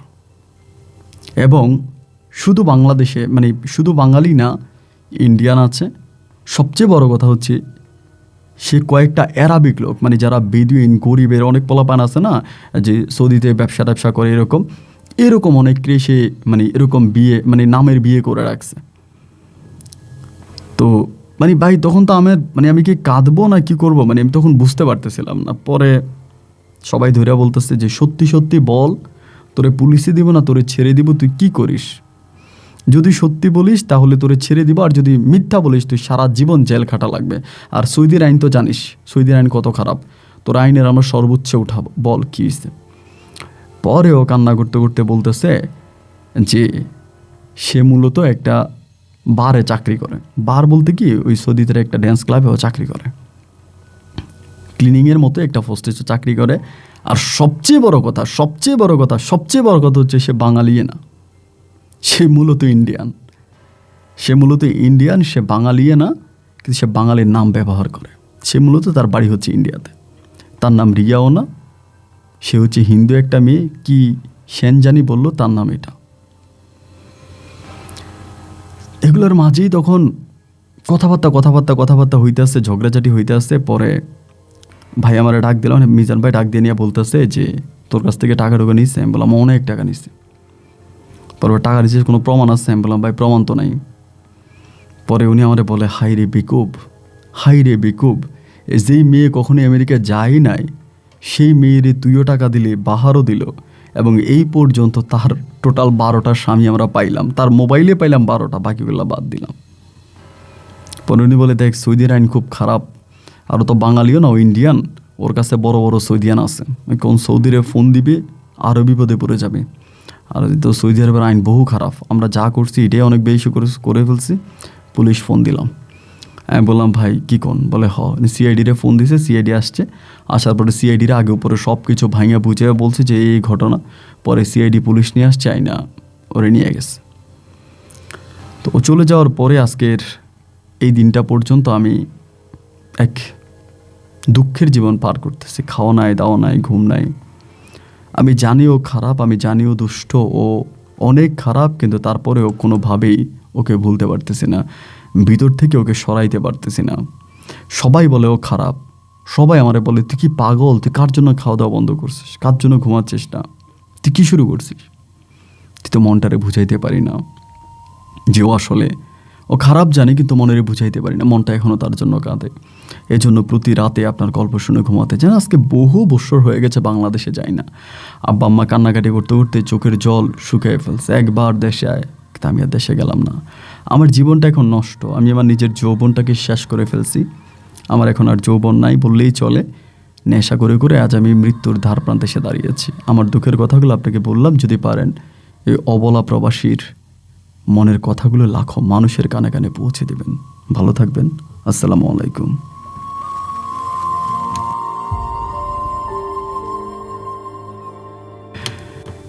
প্রিয় বন্ধুরা, সবাইকে অনেক বেশি ধন্যবাদ এ পর্যন্ত আমার সঙ্গে থেকে নোয়াখালীর ভাই সৌদি প্রবাসী আদিল মজুমদারের জীবনের হৃদয় বিদারক প্রতারণামূলক বাস্তব গল্পটা শোনার জন্য। আসলে আমি জানি না যে আল্লাহ কেন মানুষকে সৃষ্টি শ্রেষ্ঠ জীব বানিয়েছে। আমি এমন সব গল্প পাই যেগুলো শুনলে বা যেগুলো পড়লে নিজেকে মানুষ হিসাবে এই দেশে, এই সমাজে, এই পৃথিবীতে পরিচয় দিতে লজ্জা পাই। দেখেন, আমি অনেক জীবনের গল্প আপনাদেরকে শোনাই, আপনারাও শোনেন, অনেক কমেন্ট করেন, অনেক ইমেল করেন, অনেক ইমোতে কল করেন, কিন্তু ভাই আমার প্রত্যেকটা গল্প থেকেই কিছু না কিছু শেখার আছে। যদি আপনি সেটা শিখতে পারেন তবেই 1 ঘন্টা সময় ধরে আমার সঙ্গে থাকে আপনার সার্থক, না হয় পুরোই বৃথা। এখন বলবেন, আপন ভাই আজকে যে একটা গল্প বললেন এটার মধ্যে কী শেখার আছে? দেখেন, পাপ কখনো ভাবকেও ছাড়ে না, পাপ কখনো বাপকেও ছাড়ে না। এই আদিল মজুমদার স্বপ্না নানি বলো, মজার একটা গল্প ছিল, ভালোই লাগছিল নানির বিষয়টা প্রথম দিকে। ওই নানির পেটে বাচ্চা দিয়া নানিরে মা বানায় দিল। কত বড় পাপ, জিনা করছে। আর এই এক পাপের কারণে আজকে আদিল কোটিপতির সন্তান, কোটি কোটি টাকার মালিক, এক বাপের এক ছেলে, তার সম্পত্তির অভাব নাই, টাকার অভাব নাই, কিচ্ছুর অভাব নাই। কিন্তু আদিল কখনো আর বিয়েও করতে পারবে না, সে তার শরীরের এমন এক ক্ষতি করে ফেলেছে। প্রিয় বন্ধুরা, আই রিপিট, পাপ কখনো বাপকেও ছাড়ে না। এই শনিবারে পাপ করছেন, সামনের শনিবারে তার ফল পাবেন।